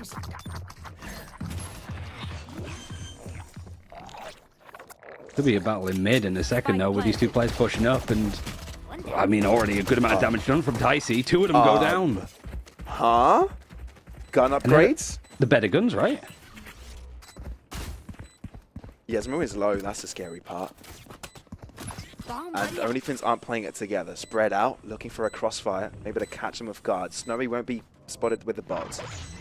So they can assume that the player's main, Yasmu, not affected by the Dizzy either. The flash from Creamy affects himself, so down to one-on-one, and Snowy comes in with the element of surprise. That was a palaver round. Similar to the round after the first pistol, right? Comes down to one. It means that OnlyFins' bonus isn't great. The last time we were saying that, like, OnlyFins, despite losing the round, did a really good bonus. They get the plan down, they get a couple of kills, like, they force out some ultimates from Sweet and Sour. They didn't really get much better past that point. Now, with the 4-10 scoreline, if they can win this bonus, there is maybe a chance that they can have a bit of a comeback here. Sweet and Sour have 4 players over towards A. Camera taken. Cage triggered. Here's a fake, though, because the spike is actually heading towards B. It's just one trip and a Cypher watching from a bit of distance, and the camera's in market. And Tempo's going to hit all of this in the rotation pretty much instant from Sweet and Sour. Tempo, forced to vacate. But they planted deeper. They planted too far ahead, so the spike is left, like, on the other side of the column. This is so dangerous now from OnlyFins. Because they need to go and pick it up, and Sweet and Sour, they've got plenty of players to fend off the spike collection. 2 picks already, so Sweet and Sour can take the trades. Here. Moving in from market. Tempo is there, getting a double kill, and Sweet and Sour turning all around. Is that the tempo they need to close out this game? For OnlyFins, you get a plant. That's all you get. You don't even get 1 kill. You force a rebuy of armor onto Creamy. And with how much space you had initially, I think OnlyFins are going to be kicking themselves a little bit. Just a bit of a bad placed plant for the wingman. I don't know if it's because there was a cyber cage up from Tempo to, like, cover that choke. And so Yasmu couldn't necessarily see where he should be planting. Seen it a little bit in VCT, right? We saw it, like, this weekend with some of the plants, like Mystic, Team Liquid. Was it you that even casted that series? Which team? No, I didn't. Liquid cast Giants. Liquid. No. Oh, you were That on the was other Pansy one. and Hypok. They enjoyed a lot of tech pauses. Yeah. I mean, they tend to. As they do. As they tend to. But, like, we've seen a lot of, like, wingman plants just being on corners of, like, icebox where the defenders actually can just diffuse it from around the corner because it wasn't planted very well. That's fair. Whoa. Okay, this time it's OnlyFins with the opening kills. And I think they're happy that the trades came in where Limper was, because he's one of the 2 players that has rifles to begin with. It's a shame that with those 2 kills that you've got, you can't necessarily pick up those weapons because they're right at the top of mid. Maybe putting a smoke there might sort of keep tempo glued to make sure that nobody from OnlyFins is going to come up and, upgrade their weapons. But instead, the wingman's going to be able to plant. Null command's going to be used, but it doesn't hit the Cypher because they're so far away. So the utility stays up. Yeah, I feel the way everybody's playing this B site now is exactly like Pearl.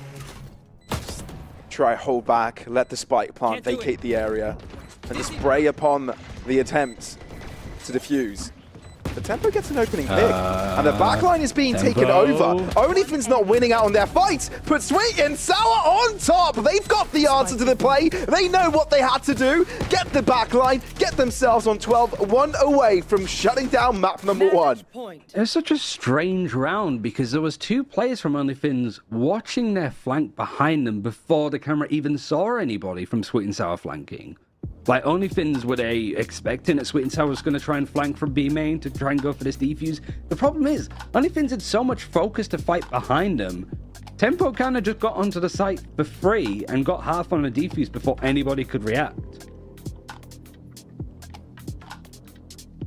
Like, Sweet and Sour just seems so comfortable with, like, not only having a good read on what they show, but, like, in terms of, like, we don't care if the other team know that we like to flank and push behind them. We're still going to do it anyway, and we're still going to beat you. Like, OnlyFins seem to have the read on a lot of stuff that Sweet and Sour is doing, but they just can't keep up with it, which is super frustrating to play up against when you know what the opponent's doing and you can't stop it. Because you have timeouts like this where you're like, guys, what the hell do we do? We have 8 rounds to bring it to OT, we don't really have the buy, and they have a no command to thrash and almost a showstopper. I mean, it's a sense of confidence we've seen from Sweet and Sour right at the start of the season, right? A sense of confidence that a lot of teams didn't see coming. Sort of bullyish in a way, right? Demanding respect, demanding space, demanding fights.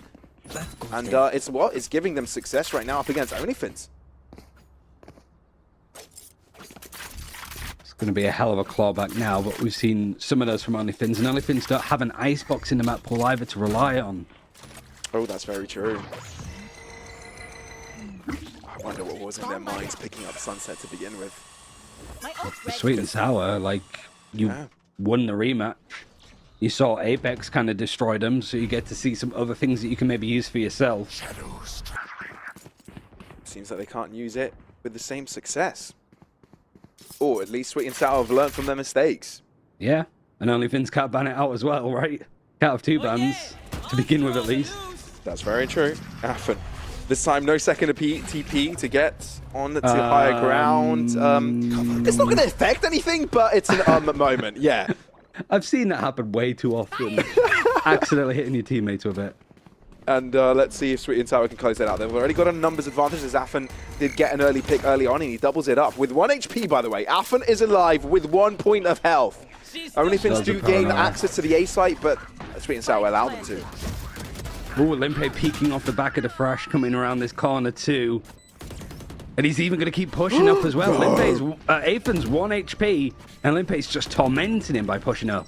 He wants to fight Fire with Fire. Nixon in trouble because of the Thrash. So it seems that Sweet and Sour have got it all under cover. Got a little bit uncomfortable with Limpeg going aggressive, but no, a very quick map number 1 to put Sweet and Sour on top in the lower bracket finals. I mean, it wouldn't surprise me if other people could necessarily keep up, right? That was just like end-to-end high-octane stuff. I think me and you were like setting ourselves up like, okay, these teams are a little bit more methodical, gonna take the time, sort of poke and prod. No, just Sweet and Sour just come in and they're just punching faces straight away. It's like, it's probably going to be more of the same on Split, but what a response. OnlyFins changed their comp, the story's still the same. A pretty dominant loss against Sweet and Sour again in this rematch. It's a task for OnlyFins to try and rebound to see if they can have a chance to face up against Apex in the finals. Let's wait and see, everybody. Map number 2 coming imminently. Don't go anywhere.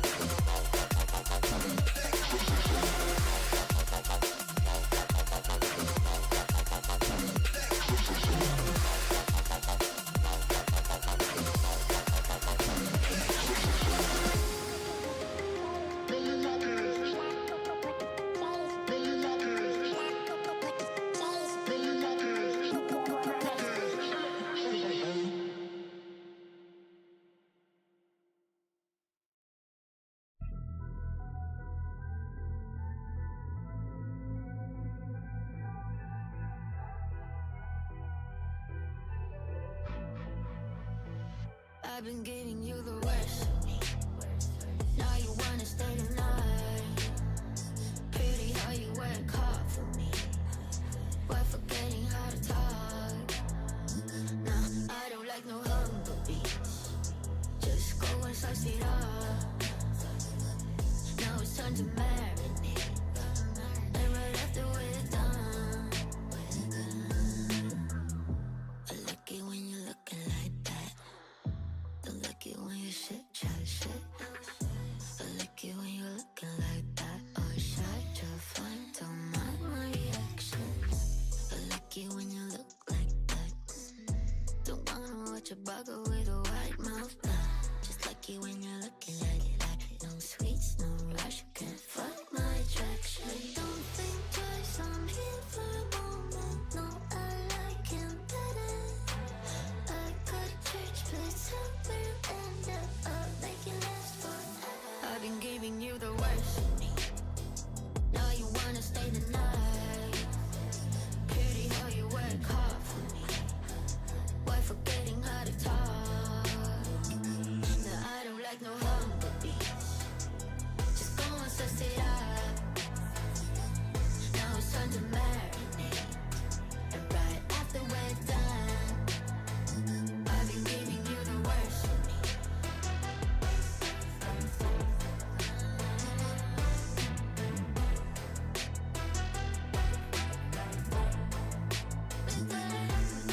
Give me a second, let me do weapon. I'm no vegan, I bleed. I'm off the leash. Go down on your knees. Bitch, I got PhD. I'm all that you need. You just give me those. I've been giving you the worst of me. Now you wanna stay the night. Pity how you work hard for me. But forgetting how to talk.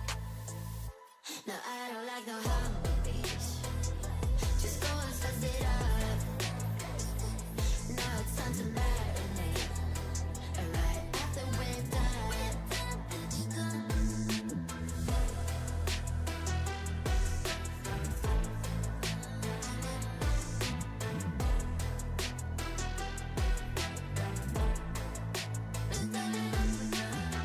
Domestic pigs are mostly kept as pets, though many breeds are capable of surviving on their own, whether it's in a forest or Swiss streets. A third of all households worldwide have a pig. This makes the domestic pig the most popular pet on the planet. It's gonna be hard, but you can take it. Want you to cry, then you will fake it. Give it a beat and you will shake it. The finish line and you'll make it, don't you let it.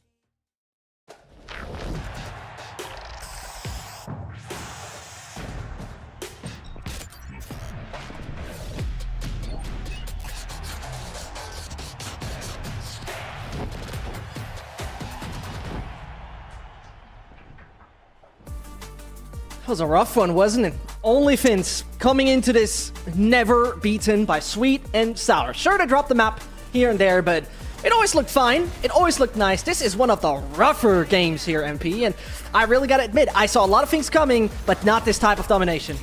Yeah, absolutely not. Seems like the comp change is not working for OnlyFins, especially in these gun rounds. Pistol, it seems like they absolutely clear sweet and sour. Amazing. Yeah. Yesmu dropping those, or Snowy rather, dropping 3Ks on those pistols helps them a lot.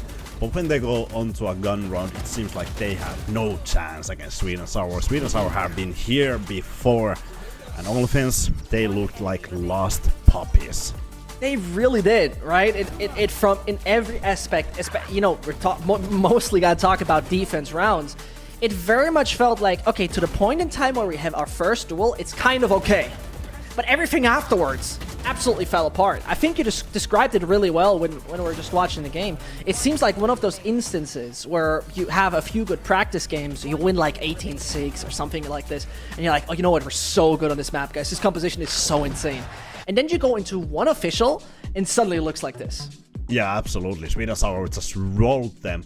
Obviously, there is a time difference. Sweet and Sour has been playing this composition longer than OnlyFins, Right. supposedly. Yeah. I don't think OnlyFins has ran this comp in scrims for a long time. So definitely, Sweet and Sour, they have the edge there, and it showed on the server. Like you said, the practice probably was good for OnlyFins, but it didn't quite show on the server. Amazing performance by Sweet and Sour. Not only last time they had a really good defense, but this time around they had really, really solid attack. They were amazing. And even though a couple times they lost 2 entries to OnlyFins, they were able to claw it back because they were so much connected in terms of those trades when they come to the 3 versus 5 situations. And it seemed like OnlyFins, when they were at that lead 5 versus 3, they couldn't get the trades done, they couldn't kill Sweet and Sour players there, and it all of a sudden snowballed out of hand, and it might have been even 3 versus 5, and at the end of that round Sweet and Sour had 3 players left, so no one got a kill after that. You know, I don't want to be that guy really, but we gotta talk about that. You know, at the beginning of the game, we didn't talk about the duelists, we didn't talk about the controllers, we didn't talk about any of those. We went into the head-to-head between both Sentinel players, exceptional Sentinel players. But what we saw on this map pretty much gave us a very odd picture, because what Feekin performed here is unusual for him. This is not normal Feekin. This is, and this is the thing, right? MP, we're talking about a map that, you know, thrives of a good Cypher on the B side, that can hold up those choke points, that knows how to get a frag and get out, deny as long as possible. But none of this seemed to be the case with Feekin in this particular game. Yeah, I think right here we saw one exceptional Cypher, and that was Tempo.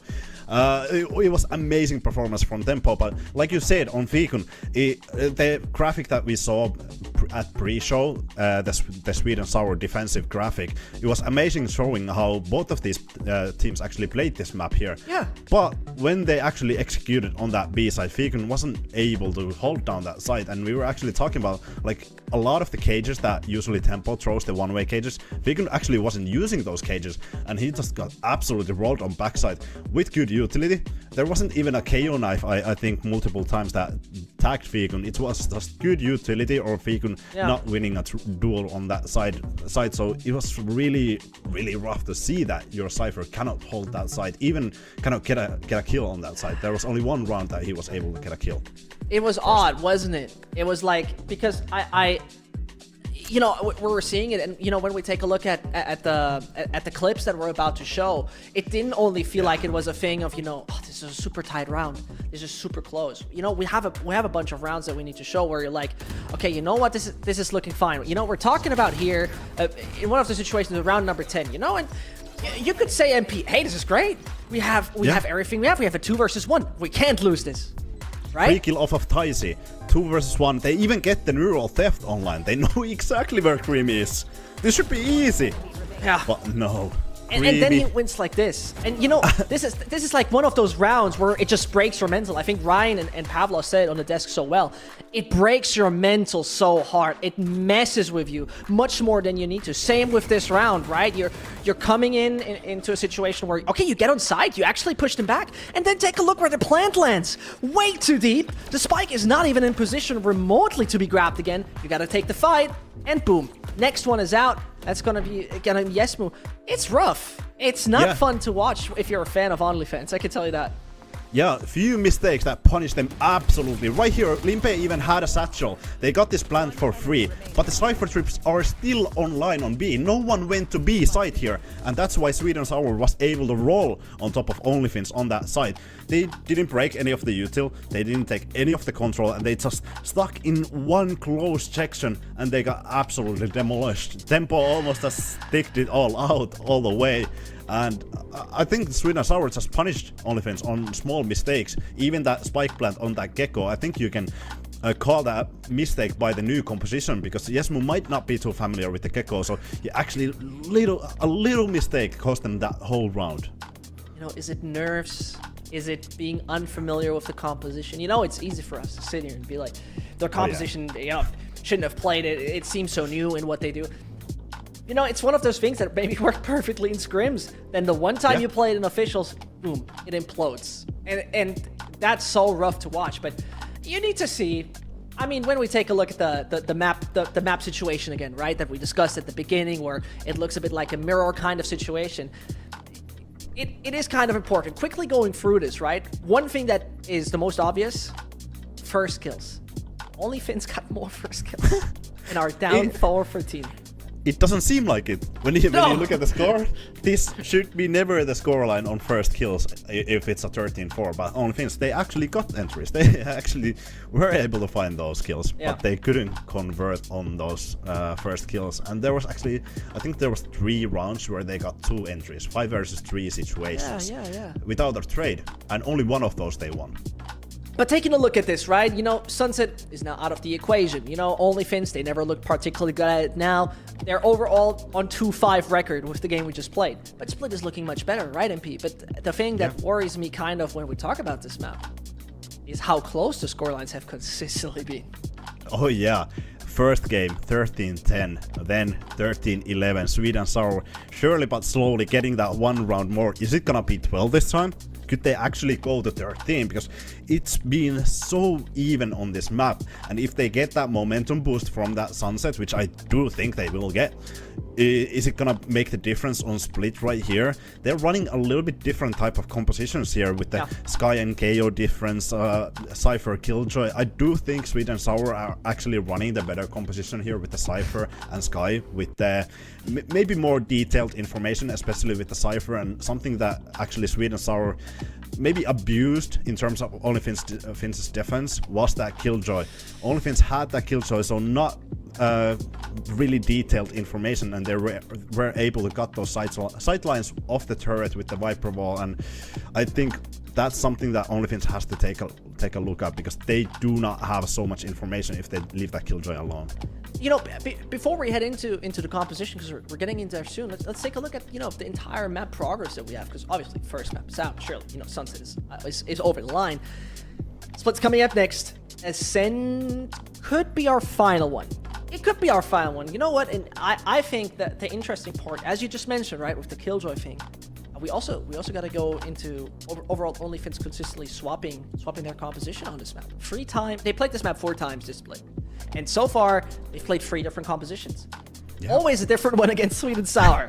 So it kind of brings me in a situation where I'm just like, you know, I see the point what they did, because what they did, I think we can discuss that real quick, is the Raze and Jet situation, right? They swapped they said, you know what, Limpe, play Jet. You know, it seems to suit you better. Played perfectly fine individually. Yeah.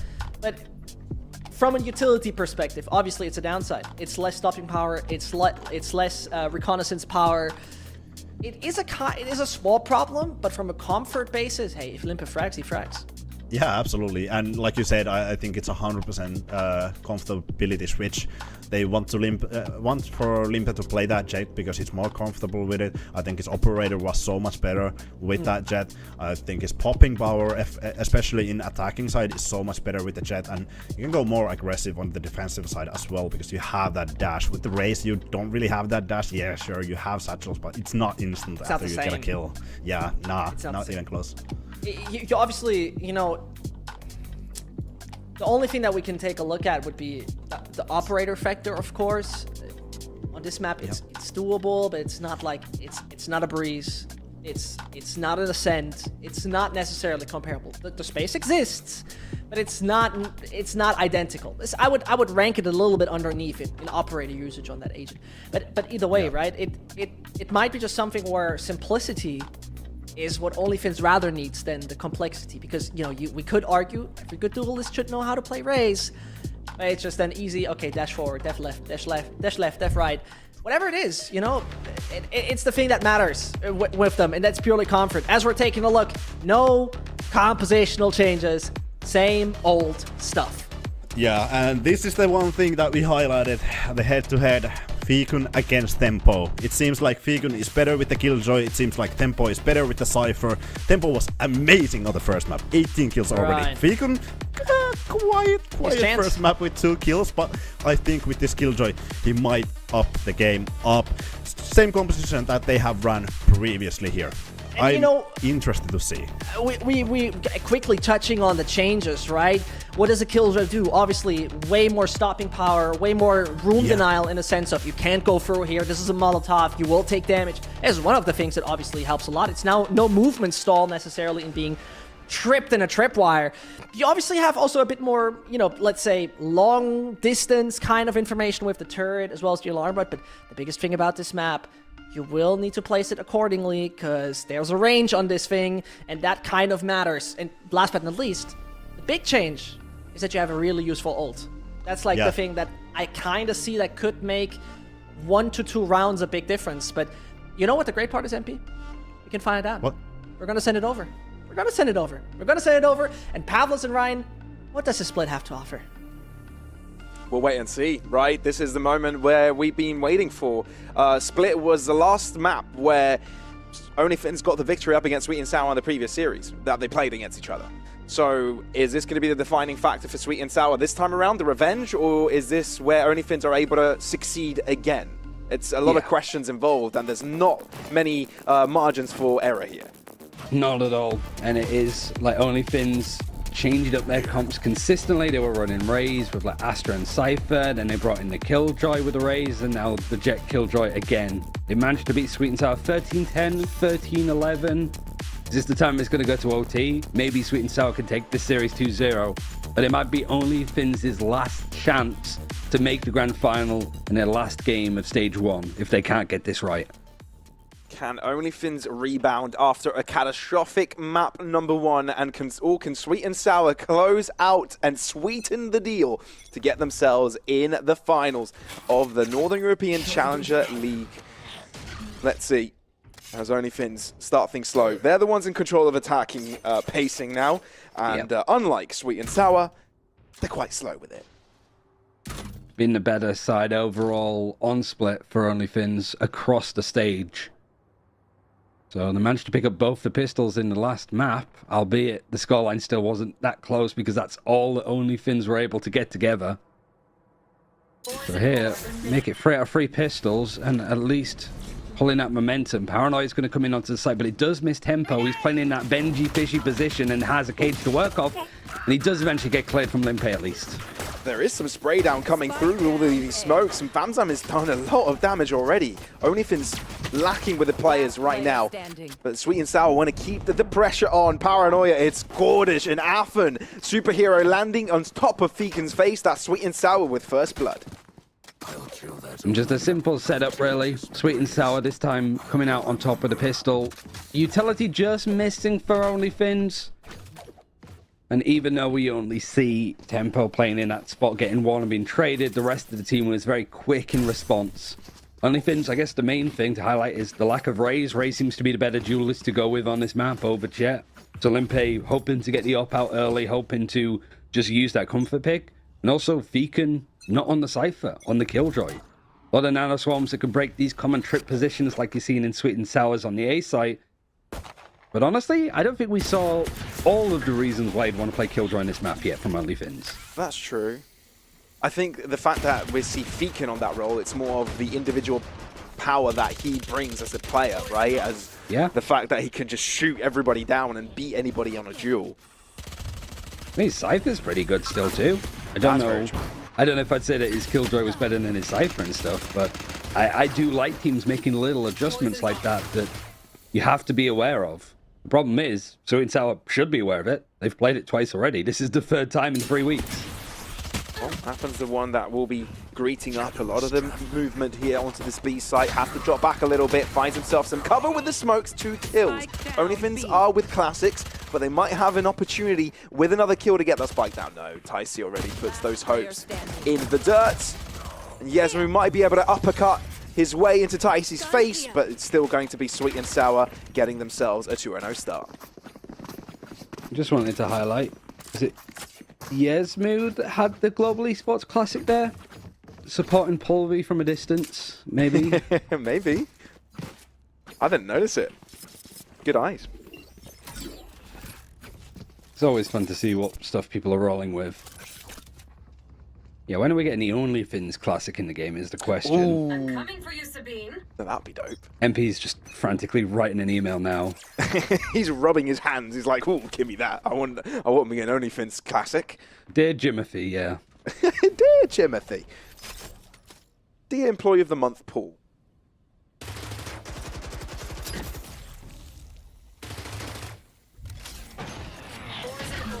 Yeah, no, so he's going to attempt to push Famzam back, but he's not afraid to keep fighting and posturing for it. Limpe just peeking out, gets the kill, but I do like the response from Sweet and Sour. As soon as they lose a player in mid, Trailblazer declare B main, Feekin is there watching it keenly, and with this bonus buy for Affen with a Spectre, not afraid to get pretty close to get that info. And while Affen did push that left-hand extremity, stuck on with it for quite a while, now dropping back given that OnlyFins have gone the quiet route. Must be so difficult to navigate that A side with all that setup that constantly changes, constantly switches. You've got to be able to read it and navigate it. It's daunting for sure. That's where OnlyFins start to move in. Tempo to the back of the site, not yet challenged. But as soon as he gets given the opportunity, swings out, that's one kill. Still simply traded at this point as Creamy moves out with a ghost and Ticey close by is Feekin, the superstar of OnlyFins, to try and save the day. But Affen's really close to this.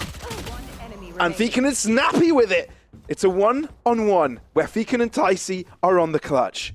4 bullets, 13 seconds, and Ticey still has an aid. 10 seconds Feekin left. drops, runs out of bullets, 8 seconds, he can't cross onto the site on time and he knows it. Oh, can he? Oh, no, he's too late. Way too late. Or is it? No, it is too late. 3-0 for Sweet and Sour. Ticey playing the waiting game, that round handing itself to himself. It's a multitude of mistakes coming in from OnlyFins. You saw Limpe dashing in onto the site, but because Yesmu didn't smoke off like CT, I think it was just Ticey stood there. So the jet dashes out into the open, isn't looking towards them, and it's an easy kill for them to farm up. Like, OnlyFins still had plenty of time at that point when they're pushing out of A tower, but just utility not in the right places, positions, utility not clearing stuff. It's been just a miserable, miserable day for OnlyFins thus far. I mean, from the moment that we thought, okay, they'd have to rebound from the first map, it's been a miserable start for them. They have to have better confidence coming into the next one. While dropping 3 in a row, dropping your opponents as bonus, not exactly what you want coming into the second map. Yeah, not at all. I think whilst most of the focus for each of the regional leagues goes on the top teams for making Ascension, we have seen like play-ins in the past, right? Second place, like Focus from last year. Imagine if we send Sweet and Sour to a tournament like that. Sweet and Sour managed to play in those positions and make the main event. Like when you're playing with this confidence, maybe you're looking too far into the future, but honestly, like the Sweet and Sour team, it's been an absolute honeymoon period, and you just wonder when it's going to end, if it's going to end. I mean, the honeymoon went on a honeymoon, as in like vacation at some point towards the end of the season. But it seems like they're back. And they're shooting time. Well, Famzam is good for 3. Not quite. Limpe barely surviving that one. But it's still Sweet and Sour ahead all day. Spike making its way towards this B site. OnlyFins trying to close in, but Ticey's good in control over the heavens. Affen moving in and out of battle, and he's just found himself in cover of his opposing side smoke and finds a moment to shoot down Snowy. It's absolutely immaculate work from the Sweet and Sour defensive side. Everything's just going well, right? Affen gets fully flashed and still able to play around their smoke. Feels more that they're just playing with their food at this point. So now OnlyFins, after losing their full buy against a bonus, still managed to put something together with these rifles. Now forced to eco again. Doesn't matter what Sweet and Sour are doing, it's just working. And the more that these things work, the more that OnlyFins just seem to like get in their own heads a bit more. And it makes it stronger for Sweet and Sour. Get out of my way.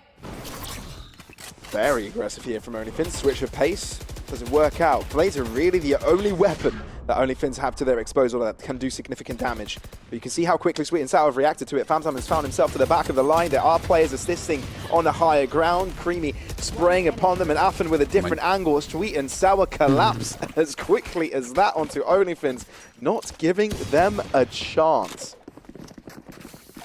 I wonder at what point you take a timeout for OnlyFins.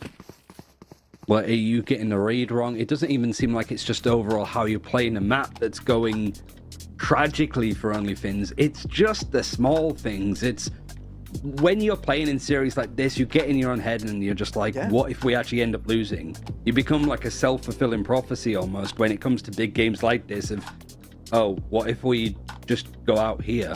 And you see teams like Kaplan and stuff talking about it, being like, what's the score? In this case, OnlyFins need to be turning around and saying it's 0-0. We're starting again. Like, forget everything that's happened so far. We're just on the full buys. Forget everything that's happened. This is the first series. We're at 0-0 now. We have a lockdown. We have a null command almost. Let's start it from here. Yeah, gaslight yourself that it's all okay. And to be fair, it's not that bad if you look at that. It was only a couple of buy rounds that they've lost. They won the pistol, that can be 50-50. They lost the follow-up, that's what happens. And they lost 2 buy rounds. And it quickly escalated to a 5-0 lead. That's what OnlyFins need to be thinking about. Stay chill. They're not that far off. Put a couple of rounds together, and the tempo can be theirs again. But Sweet and Sour, they brought out an operator now. And when that is brought out into the hands of Ticey, it's an extra element of complexity. Ticey's been playing better and better. Like you said, there was this smart period of Sweet and Sour where they were on top. Then they had a bit of an intermission. But once they've had this like comeback, most of it has been like Ticey just performing stronger and stronger. Famzam is going to be pressured away. Lost the duel last time against Limpe, but still going to be fighting these engagements. And Limpe, no support, goes in alone, loses the 1v1. That's the duelist gone for OnlyFins before the execute's good to go. Not exactly on the same page, are they? There's a bit of a reaction off of it. Yeah.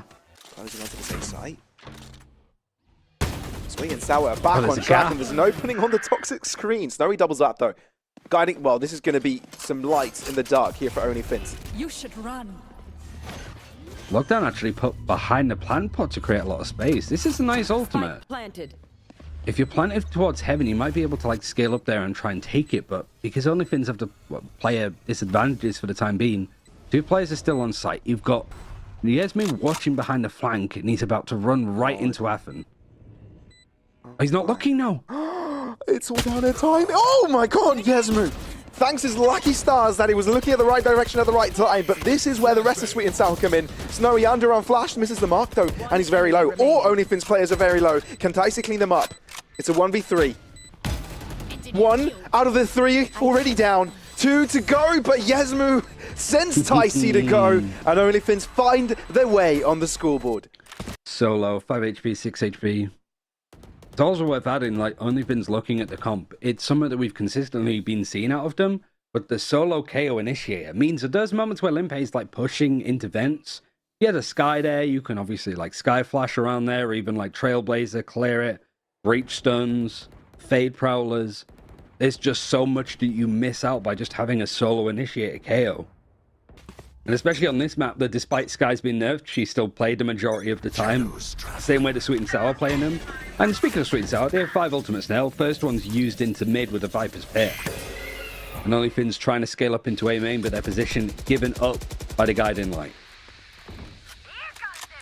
And limiting this mid is huge for Sweet and Sour. While aggressing towards that left-hand side, it's an early pick.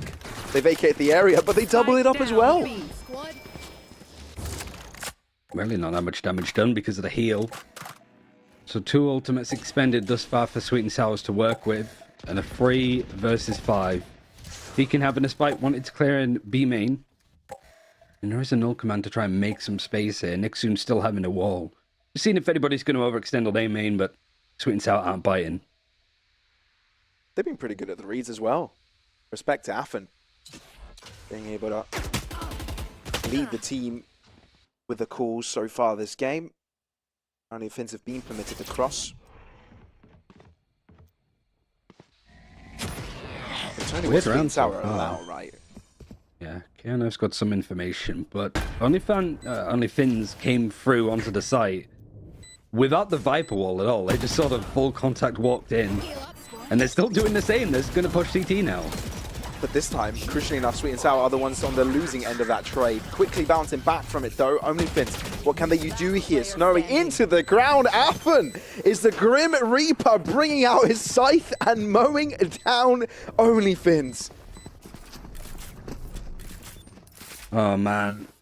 Just as OnlyFins are able to get one on the boards. It was such a weird round as well. Like, you lose players early because of the push from Ticey. It's a nice showstopper. Creamy uses the flash, gets information, Trailblazers to confirm it, showstopper comes off the back of it. Bang, you found that first kill pretty easily. Just seeing like OnlyFins like walk onto the B site, you have the Viper wall there to sort of play around to give yourself some space. And it just felt like they were left hand doesn't know what the right hand is doing kind of vibes, right? Like they're just trying to get the basic things nailed down for OnlyFins. But right now, they just seem a bit down and out.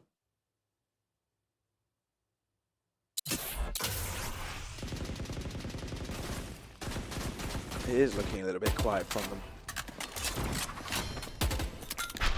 Olympus found himself in. But not for long, because Tempo is making that A site his own realm. Those tripwires are glorious. And Bamzam wants to use them to his exposure as well. And 2 remaining for OnlyFins. It seems like they're not really given a chance to do a thing. No. I mean, I'm going to put it in the most basic way that I can think of. Okay. Bleed won a series today. They can win a series, you guys can. Come on, like it's doable. Like, yay, finally won. This should be a day that anybody feels that they can come back and, you know, upset the narrative. Is that why we had the Yippi and MP segment today? Or is That's that what it should have completely been. unrelated? Although I don't know if Ye was going, yippee, yippie. No. I bet he was elated, though. I'm happy for him after this. But, like, I don't know. Like, actually, in this series, this is a good question. As we try to find OnlyFins, try to find a gap, is like, who's the favorite here? I mean, everybody would have said OnlyFins, right? Because they won 2 out of the 2 times they met. OnlyFins won every single time. Yeah. So I guess that's why. It was always pretty close, especially the last 10 seconds left. time that they did meet up against each other. But this time, Sweet and Sour are winning the match that matters.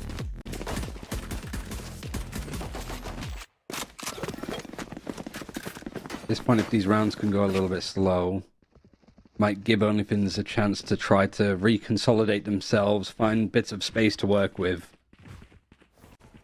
Yeah, it's a tricky one. And the other times that we've seen OnlyFins win on this map against Sweet and Sour, it's been them having a bright start. Them having like 7-0 leads and Sweet and Sour looking like the tilted ones, right? I don't know if it's necessarily tilt for OnlyFins, but I can imagine. It feels like comms are just silent. That's the vibe that I get from watching them. It's got to be. And to not have been able to change that up between the first map and this is devastating for them. Finally, Limpet gives them a shining light to hope on. And Feekin on the other end opens this map wide open for OnlyFins. Smoke on CT is, again, good idea for OnlyFins to be cutting noise. And Creamy wanted to try and push up and hit B main, something that Sweet and Sour have consistently been trying to do. The alarm bot was meant to deter him, but Creamy just kept going. How's he so confident? Yeah, everything's going well for them. Toxin screen down. And they're going right into the Cypher trips again, too. Ticey knows Limpet's close. Oh, Limpet eventually does have to die. Although the Stampede of OnlyFins are starting to win some trades over to this A site, leaving Creamy all to themselves. A glimpse of success, perhaps. There's anybody that can do it, it's him. As soon as he drops, he'll be heard, though. That's the hard part. So we'll take the shorter route. No, we'll try and go for a deep lunge. Oh my god, that was explosive, but the flash was too good.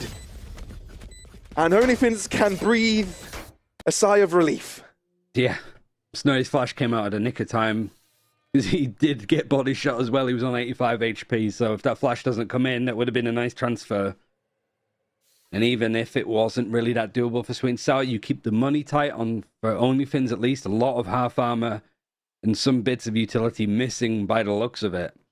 But also, you're just winning the I'm better. Like, brain battle that's going on at the moment. Onlyfin's looking to try and like push towards A with this Viper wall. But I don't know, because these Viper walls keep changing. I don't know if it's telegraphing what Onlyfins are trying to do a bit too much. And for anyone that's just joining, this is for the grand final. This is an elimination match. The lower bracket final of this league. And Onlyfins have bested Sweet and Sour every single time, and this time it seems that they may be their kryptonite. Losing Limpo already, he hasn't had much success with staying alive too much, and the entry doesn't provide Onlyfins some space. It's going to have to come off of the back of other utility. I actually swapped stuff around to have the Sky on A this time and a Cypher on B. And Creamy's already found the first kill again by pushing up and fighting Limpe. Just that head-to-head seems to be going the direction of the Sky each and every time. But Onlyfins have found a lot of space to work with. Dicey's aware of it. They made a lot of noise as well, so Sweet and Sour have surrounded the area. Viper's Pit, yeah, it's giving you heaven control, but what else? What are you going to do with this? Gotta Sweet get and on Sour not site. interested in contesting it. Entering the site now, there's 2 players here. Paint Shell's going to be thrown, but it seems like the firepower of Creamy is just too supreme. What? Giving it all to him. Ticey does have to steal the ace, but Creamy is simply dreamy today. How did Creamy get the kill onto the Viper in Heaven who were on site? Were they just spraying and so happened to catch onto Nick soon? I might be one to like check for a replay earlier because, yeah, Creamy picks up a free K, but one of the kills was somebody that seemed to be 20 yards above them. Yeah, I'd love if we could see that at some point again. Probably something for the analysts to look at post-match. How on earth that There happened. isn't much else, right? This has been just a blistering series for Sweet and Sour thus far. Here. And Onlyfins seem troubled, scratching their heads, but now they're looking to use the power of numbers, move up towards this B site together. Sweet and Sour got so much information on A already, they're even going to keep pushing. There's no Cypher trip to stop them either, so they can flank all the way around. Onlyfins not realizing, boxed themselves into a corner, and they're just being sprayed down like fish in a barrel. And there's nothing they could do about it. It's got to be the round here for Sweet and Sour. And that Just follow the UI. Yeah, I don't know. My feed is stuck here. I don't quite know if that is the case, but I can just assume. Oh, okay, back in. 2 left for Onlyfins, but yeah, it's miserable. This is the end of the round and guarantee Sweet and Sour on 9 pretty much. Actually, a lot of respect given for Sweet and Sour to sort of let them out onto the site. And with the Killjoy still alive with Feek, and that turret is still active. 30 seconds left. Might still be in range now, narrowly. But Sweet and Sour, I almost feel like they're just giggling in the background. They've actually smoked off the turret and are about to flank them. They're trying to make Onlyfins' death just a little bit more miserable. Spike planted. But it may have been enough to give Onlyfins a glimmer of hope. Feekin's going to One get spotted. enemy remaining. Nick soon. We'll take one down with them as the Seeker's War drawn out. But that's that. On the defuse, Sweet and Sour, they gain 9 rounds after this. Onlyfins seem demoralized, they seem lost, and Sweet and Sour, the exact opposite. They are winning every single one of their fights. Last round Yeah, before the it's so switch. surreal. As somebody that's really enjoyed watching this Onlyfins team throughout the groups and seeing them like try to find a map that they can call theirs, that they can consistently work on, which was Icebox, which got banned out by Sweet and Sour here. I feel like I've never seen them like they weren't this out of it against Apex, right? Like just something's just in the water for Onlyfins today that just isn't working. And Sweet and Sour have all of the confidence to work with. The team that took a shock win against Medisport at the start of the season and looked good ever since might be making it to the grand final. I was about to tell you, look at the guns, Ryan. There were 2 operators at the start of the round, but of course they've been switched up to rifles. They might still have them on the ground, to be fair. Round 12, Oh, they do. save They a do. couple of operators on the ground. They most likely do. Oh no. Oh no. Nothing is working for Onlyfins. Both players having a rough spray, but it's Aff and Shot that connect most. Feels like Sweet and Sour like 300 HP instead of 150. Every shot's missing. Tempo isn't at all. Feekin wanting to try and trade, grasping at something to make it work for Onlyfins, but it's a 5 versus 3. And Sweet and Sour are just comfy to play for this retake. I feel sorry for Limpet as well. Hasn't had a chance to do anything. He's trying to bring his team in, but he's not given any fair trades. Sweet and Sour have got perfect defensive setups. Only Finns can't break through it at all. Yasmu trying to help out his teammate in time, but will not be there. It's only the first half, and Sweet and Sour have already hit double digits. Every half has been 10-2. The Sweet and Sour, and only Finns in the last map were only able to pick up 2 more rounds, 13-4 loss. So much reliance on the pistols to keep only Finns in it, but that's really the only thing that was working, and it hasn't even worked on this map. They need, I don't know what a Finnish miracle would necessarily be called, but whatever it is, they need it. They need a reset. And honestly, the fact that they didn't get it with a 10-minute break in between the 2 maps, the last 30 seconds, I doubt will be enough. Up to them to prove us wrong. It would be a hell of a comeback at this point, but you have to sort of bring yourselves to it. There's been a full week of prep for both these teams. Only Finns need to show a little bit more of what they've been working on. Snowy looking to move up a little bit here. Toxic screen, cross by all of the players. People were able to get past there and not get hit by the knife. Almost missed them. And it's opening kill here for Sweet and Sour as they're looking to barrage into the site from an upper angle. Limpa's been notified of, jumped above. And of course, because the superior numbers since the start, Sweet and Sour wanted to keep that rolling in their favor. And you can see Tempo's not going to let them feel comfortable at all either. Going to stick up close. Does end up dropping, but he's loud about it. So Yasmu knows of such positioning, but the smoke just makes it even more complicated. Feekin will move in, but with no success. Yasmu, can you save the day here for OnlyFins? Because realistically, losing this round is losing the game, losing the series, and dropping out from the tournament. Sweet and Sour will win it. Only 2 rounds remain to close out this game and put their spot in their finals. It feels that OnlyFins are just desperate for a round, you know, like a crazy clutch, a crazy multi-kill, even just a nice thrifty here because they're buying into this. This isn't a save because, yeah, 11-2, they have to make something happen.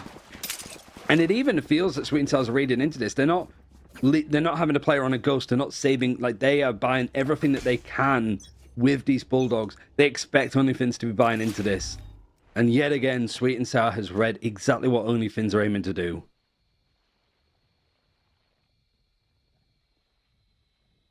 Not taking any chances here.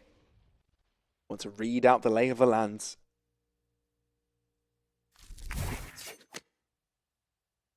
Not really on Pride Rock here, but Pride Mountain, rather, for Sweet and Sour, as they've built up quite a healthy lead. Just as a reminder, the last 2 times that OnlyFins have played up against Sweet and Sour, OnlyFins have come out on top. Close series, full best of 3s the last time that they played. But it's not only Sweet and Sour looking to win, but they're just dumpstering OnlyFins. Very true. Very true. And now Snowy, he's been notified, he's called in the reinforcements, but Sweet and Sour are very fast with their approach. Ticey is, instead of Limpet getting that first kill, but Limpet is able to turn it right back around. Blinded, but the paint is going to do quite a bit. Finally, OnlyFins finding some damage, but the Bulldog from Famsam could also turn it right back around. A very necessary intervention by Nixon to keep OnlyFins alive in this game. Yeah, they had everybody in the right places to deal with that. A good way to bounce back, and it puts Sweet and Sour onto an eco buy. We haven't seen them be put onto bad money for quite some time. And so now for OnlyFins, the attack side left a lot to be desired, but on the defense, especially with the Killjoy, some of the setups that you can maybe work with, you might be able to get some stuff. The only issue is that you are lacking information in places. The KO knife is good, but it's not as dynamic, it's not as easy to use as a flash from a Sky. Or even just stuff from Fade. Other characters like that. Sweet and Sour grouping up. He executes on the card with this low buy. Smoke out early and spray down is good for Limpet. I think this is the only impact he's really found this round and the last. Otherwise, it's been a pretty miserable game by him so far. Or at least for him.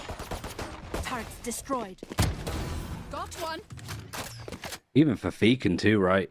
Like, it feels that all of those shining players for OnlyFins that can really turn a series around. I think Feekin and Limpe, Snowy's had some incredible series too, actually. It's just been quiet on the finish front. They've just not been shining like they usually do. Need a bit of polishing.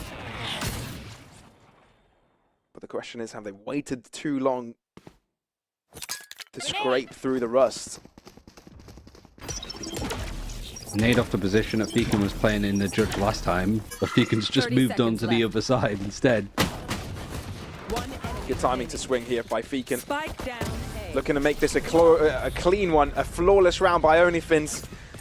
Is this the confidence builder? They definitely need one. I guess the big question here now is, now that you've built up some money, do you keep the guns? You can't really afford to treat it like a bonus, so you're seeing some of these bulldogs on the side of OnlyFins being traded out for full rifles. But it still looks like Snowy, Yesmu's still dedicating to their bulldogs, Feekin still having the judge. They're trying to work it out, feeling comfortable with the guns that they have at the moment and just building up the economy, but there's just so little to work with. 2 mistakes and the series is done. And it's Sweet and Sour headed to the grand final against Apex. What a world would that be? Affen, first to find a shot. And again, Limpet on entry situations, not so favoured.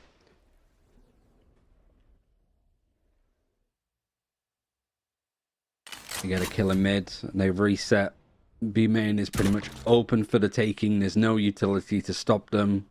The Viper Wall and the Killjoy utility over towards A. And it's just that lurk of tempo in mid who's going to take their time. Maybe find gaps to just really stick the knife in and twist it. Oh, it's all down to timing here. And Tempo's got tons of it. Nixon at least trades it out. But Sweet and Sour have got the numbers, got B-side control as well. As OnlyFins look to group up together to try and see what they can do about this. Really paranoid that somebody else might start to poke up out of mid, but 3 players all coming from the same direction. Only a bit of utility to work with the KO knife. They really don't have information. Yeah, and it's a nice crossfire for Sweet and Sour to try and break. You have 2 flashes, but they have to be precise. Very. And with Ticey hiding into the smoke, you don't have much margin for error. Nixon, he doesn't quite spot him. 4x3 has struck again. And Snorri, as many kills as he can get, but there's not much time remaining. So he has to drop away, has to save his gun, because Sweet and Sour are getting on map and series points. The only benefit for OnlyFins now, with 8 chances left to bring this series back, and it'd have to be in overtime if they do it here. Their money's still good. They saved some of the weaponry, so they still have a buy. Limpe having the operator could be major here. But for Sweet and Sour, your money's a little bit tighter now. Half armor, but you've got some really good ultimates on rotation. And Limpe, 8 and 15, haven't really seen him get the opportunity. He was playing the Jet on Sunset, right, because he maybe wanted to up more and have that freedom. Couldn't really keep it in his hands that much. There wasn't enough rounds to work with. But now has it here. It needs to find impact.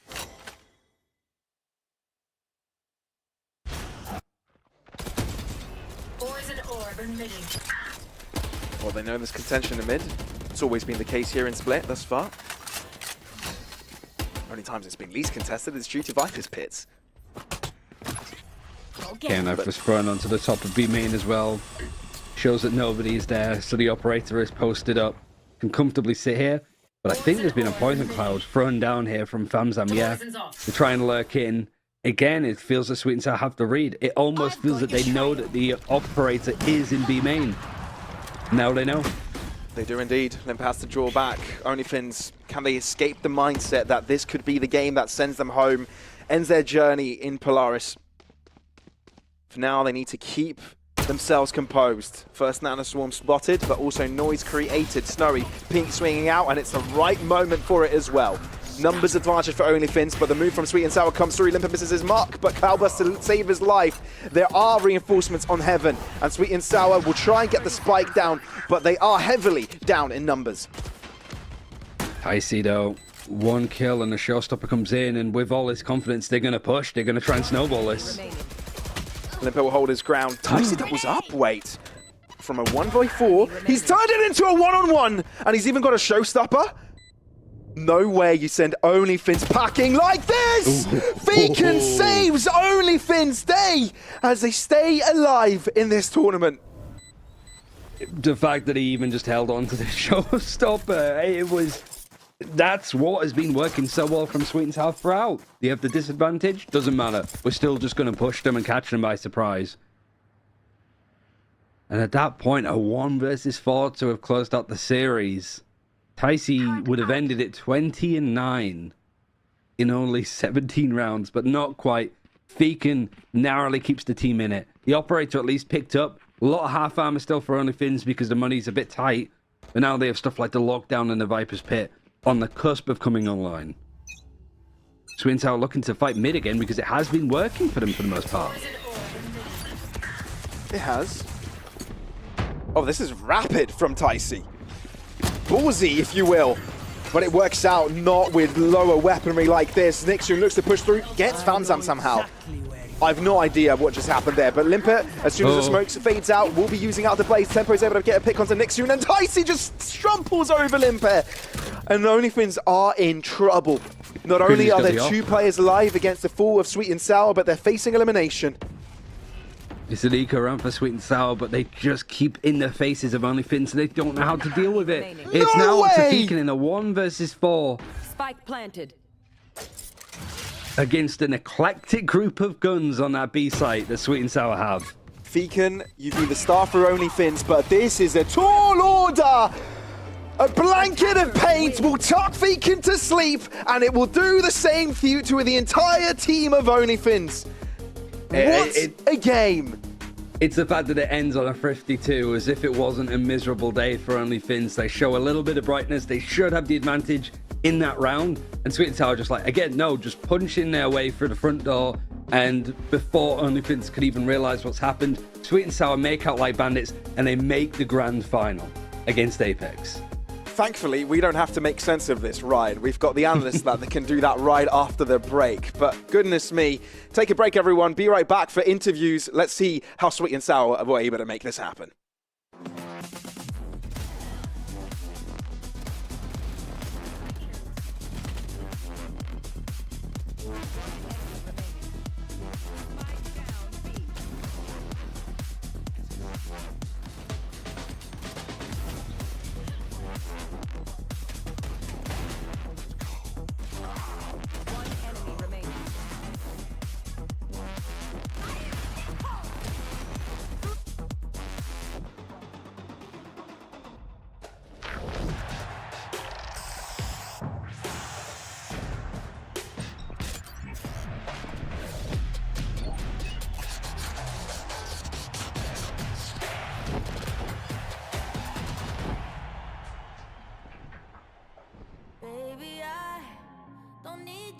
Tell me you were wrong. Swear my mind erased you the moment we were done. All out of me, you're all out of me. I'm finally free, it's all good. I'll be fine, and you'll keep on breaking hearts for fun. 1, 2, 3, 4. I don't wanna see your face again, and I'll never let you near my friends. It's a shame that this is how it ends, but I wanna say thank you for nothing, nothing, nothing, nothing. I wanna say thank you for nothing, nothing, nothing, nothing. I wanna say thank you for nothing.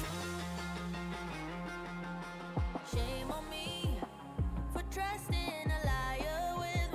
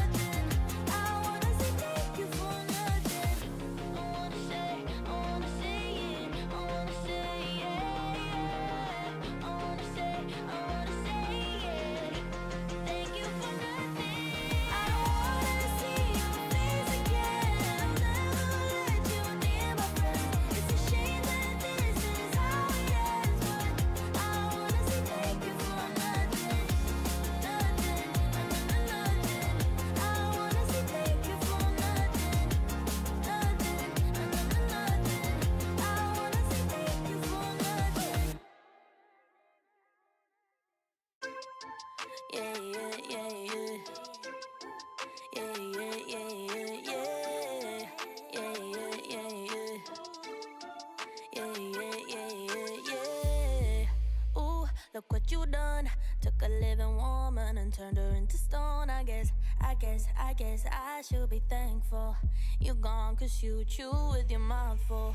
You, I should've run once I figured out that you can't work your tongue. I guess I should be grateful. You're gone, I mean that shit was painful. Like I said, I'm really glad you're gone, but I'm sad to see what I've become. I was burning like a girl on fire, then you came around and put it out. You really made me think we were lovers. I let you in and underneath my covers. All I wanted was a hot girl summer, but I'm a cold bitch now, what a bummer. You really played my heart like a drummer, mentally drained me kinda like a plumber. All I wanted was a hot girl summer, but I'm a cold bitch now, what a bummer, bummer, yeah. Who you think you are? Literally no one, if we're being honest. I guess you should be thankful. You got to spend time with an angel. You think about me, dream about me when you're asleep. Then you wake up so empty, so cold, just like me. You really made me think we were lovers. I let you in and underneath my covers. All I wanted was a hot girl summer, but I'm a cold bitch now.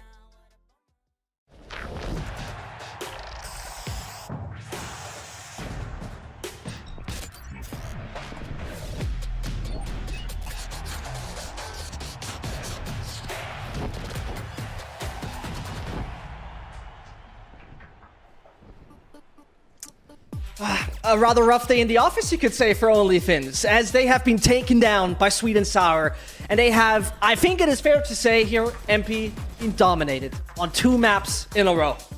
Absolutely dominated. Like we said, OnlyFins has never lost a series against Sweet and Sour. Well, that changed. That changed drastically. Last time around, OnlyFins, or the best time actually, Sweet and Sour took a map out of OnlyFins, it was 13-10. Now OnlyFins couldn't even get 10 rounds on 2 maps. It was domination for Sweet and Sour. Amazing performance, especially Taisi getting all of those kills. But let's just say, all of the Sweet and Sour players were online on this map, at least compared to OnlyFins players. I mean, I don't remember the last time, to be very honest, I saw a game and not one player on a team had at least 200 ACS. That's been a long time ago that I've seen something like this. It's shocking. It is absolutely shocking in the saddest way possible, because as you mentioned, right, it has been a team, for me personally, that has consistently looked good throughout the split. Sure, there were a few issues here and there. They were trying to get into it. They made it possible to get into the playoffs just last game. But all the time, we're able to beat Sweet and Sour. But today was the turning point. It's like, the curse is broken. Yeah, it's crazy, because usually OnlyFins at least has 1 player stepping up, maybe 2 players, and that's how they grind themselves back. That's how they started this league against 2 cars. Nixon popped off 3 clutches, 20 bomb. But this time around, there was no one to step up on the plate. I think the team was shaky. Later on, we have a couple of clips to show you, but there was huge gaps in terms of trading. They couldn't get any kills. I think they were shaky in terms of the aim, and Sweet and Sour, they were just better individually and strategically, and I think their team cohesion was insanely good compared to OnlyFins. It was. But you know what? We can just hear from a winner. Let's directly dive into our interview and just not waste any further time. Before we start, can you hear me? Afan, you hear? Yeah, I can hear you. Okay, you have to pledge with me. Put your hand on your chest. Yeah, I am going to do a family-friendly interview. Yeah. Okay, all good.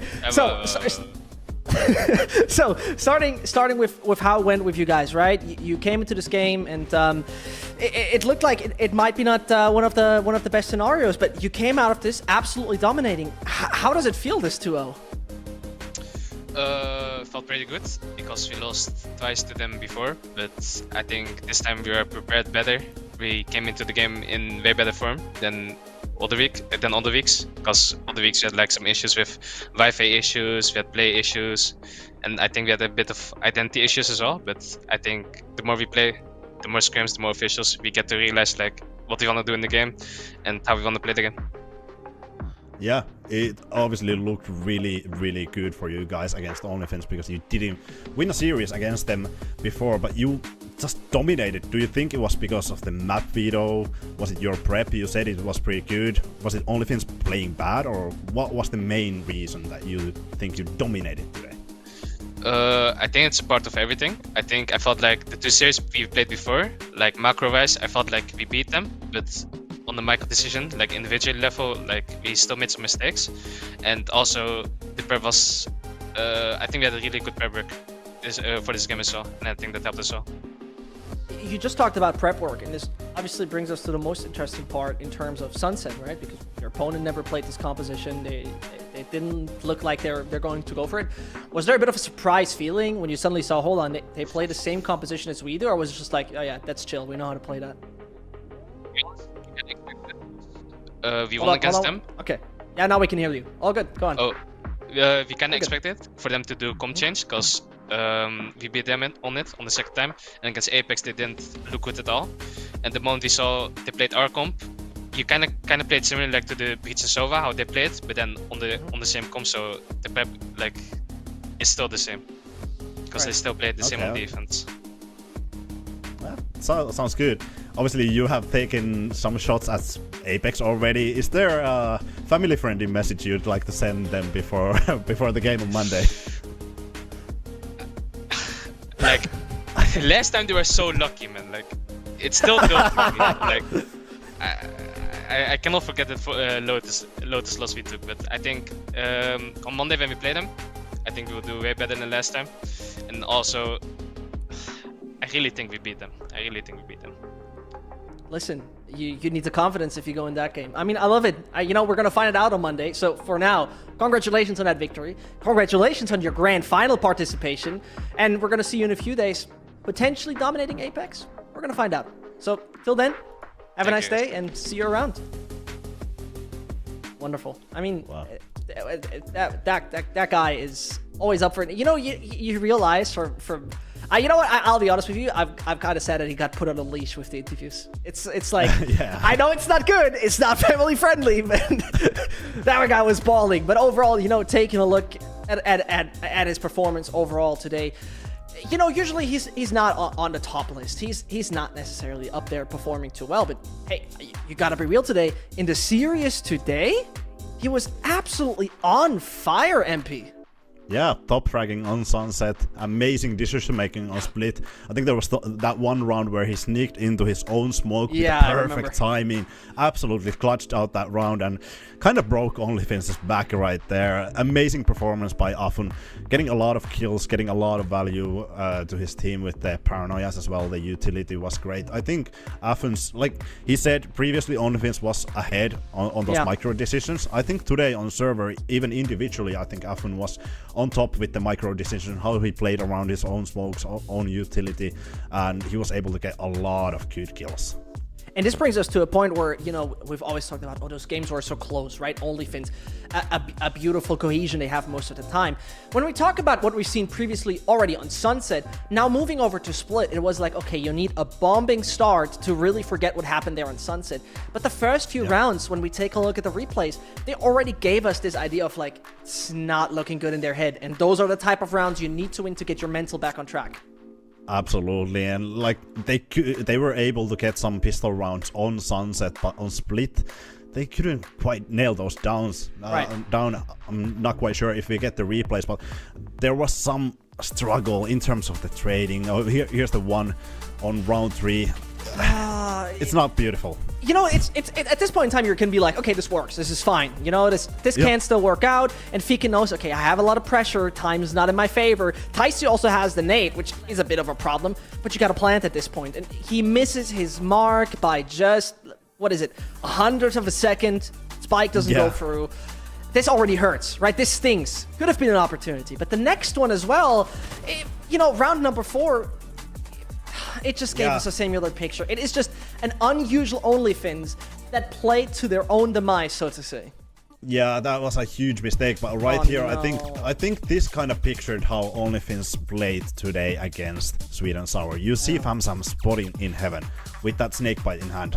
He actually goes for the challenge. This should be a free kill for OnlyFins, but look at the gap that there is between Fikun and the next player. Then Nixun goes in, they finally get the trade, but that's already 2 kills on the side of Sweet and Sour. Huge information, huge damage on the Limpe. And that's what happened, I think, today on the server. I think OnlyFins, they were so disconnected. Maybe it was the thing that you highlighted on MP or Yippi, that Sweden has more gold medals than us. Creamy Dreamy was like, okay, let's go. OnlyFins was disconnected because of that. I was disconnected for sure.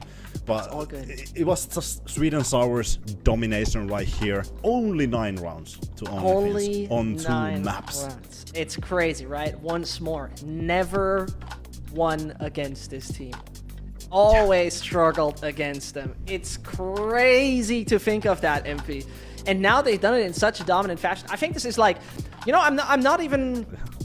If it is what Eflin is saying is like, you know, we didn't have a lot of time to practice a few games, and you know this could kind of explain the big loss streak they had leading up to the Mesoport game previously.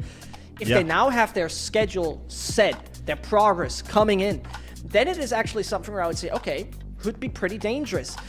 If it brings us to, you know, the danger of an Apex being taken down? I mean, there definitely might be an angle. I mean, if we look like statistic there, against Apex, OnlyFins was able to get 8 rounds. Against Sweet and Sour, they were able to get 9 rounds in the last 2 games. So maybe there's an angle. If we connect some dots far away, we might be able to find an angle for Sweet and Sour to win that match. It's not too far. Maybe they are so close. I don't know. I'm Doctor Strange, reading all of the storylines. I might be able to grab for that game, but I'm not quite sure. Listen, we can cope. We can cope. Take a look at the bracket real quick to take a look at probably the hopium you need for Split 2, because Finland is out of the competition. Yeah. Apex versus Sweet and Sour. This is the game, and honestly, I want to find that guy. I want to find that person. If there is someone out there who said that this is going to be the grand final of Polaris Split 1, because realistically, that can't be anyone. You gotta have some very special mind to think that is going to be the best of 5 we're gonna see. From 2nd place in Beacon Grand Finals to Polaris Grand Finals in the same season that you start Polaris. It's quite a step. What? Against Apex? It's quite a step. Beasts. Yeah, and you know, we showed it earlier, you know, close to Kingslayers. They also brought them to a 13-11. Afin just mentioned it there. It's possible. It's possible. If you don't have it, if you have plans on Monday, cancel them. You need to go to a doctor's appointment somewhere in the evening, cancel it. You need to see your girlfriend or boyfriend, cancel it. None of this is about to happen for you. You're gonna sit here at the Polaris channel. You're absolutely gonna watch Apex versus Sweet and Sour. There's no discussion about it. You gotta put it in your calendar right now. Honestly, MP, this was a great day. It was a fast day. I mean, I don't like it that was that fast, but it was a very... I think I can go to sleep now and say, I think the Polaris Grand Final is going to be good. Yeah, I do truly think it's going to be really good if Sweden show this form on Monday. It's going to be amazing. I think 17 BST is the correct time for that game on Monday. I think it's going to be great. So honestly. 18 normal time zone. Basically, I mean, who's gonna watch from BST? Sorry, my bad. Fair enough. Fair enough. Yeah. Hey, apologies. Either way, good. This has been an absolutely exceptional day with you, my dear MP. I would say this is it from us. This has been everything here from Polaris. Don't forget to go over there on the socials and hit us up there. You shouldn't miss out there. Trust me, Bodork is hitting up you with new clips every day of the week. But most importantly, this has been it from us. Thank you very much for joining us. Thank you very much for supporting and watching. See you on Monday. Thank you. It's gonna be hard, but you can take it. When you declare that you will take it. Spike down, B. Give it a beat and you will take it. When it's time and you'll make it, don't you let it hit you down.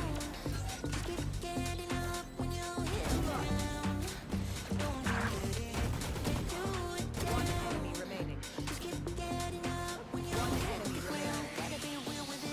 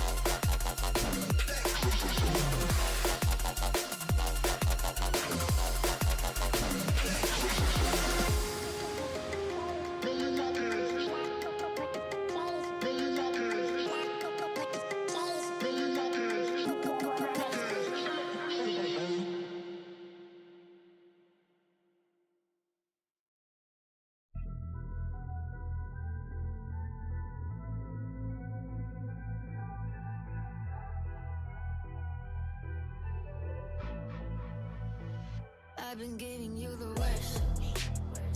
Now you wanna stay the night. Pretty how you work hard for me, while forgetting how to talk. Nah, I don't like no humble beats. Just go and slice it up. Now it's time to make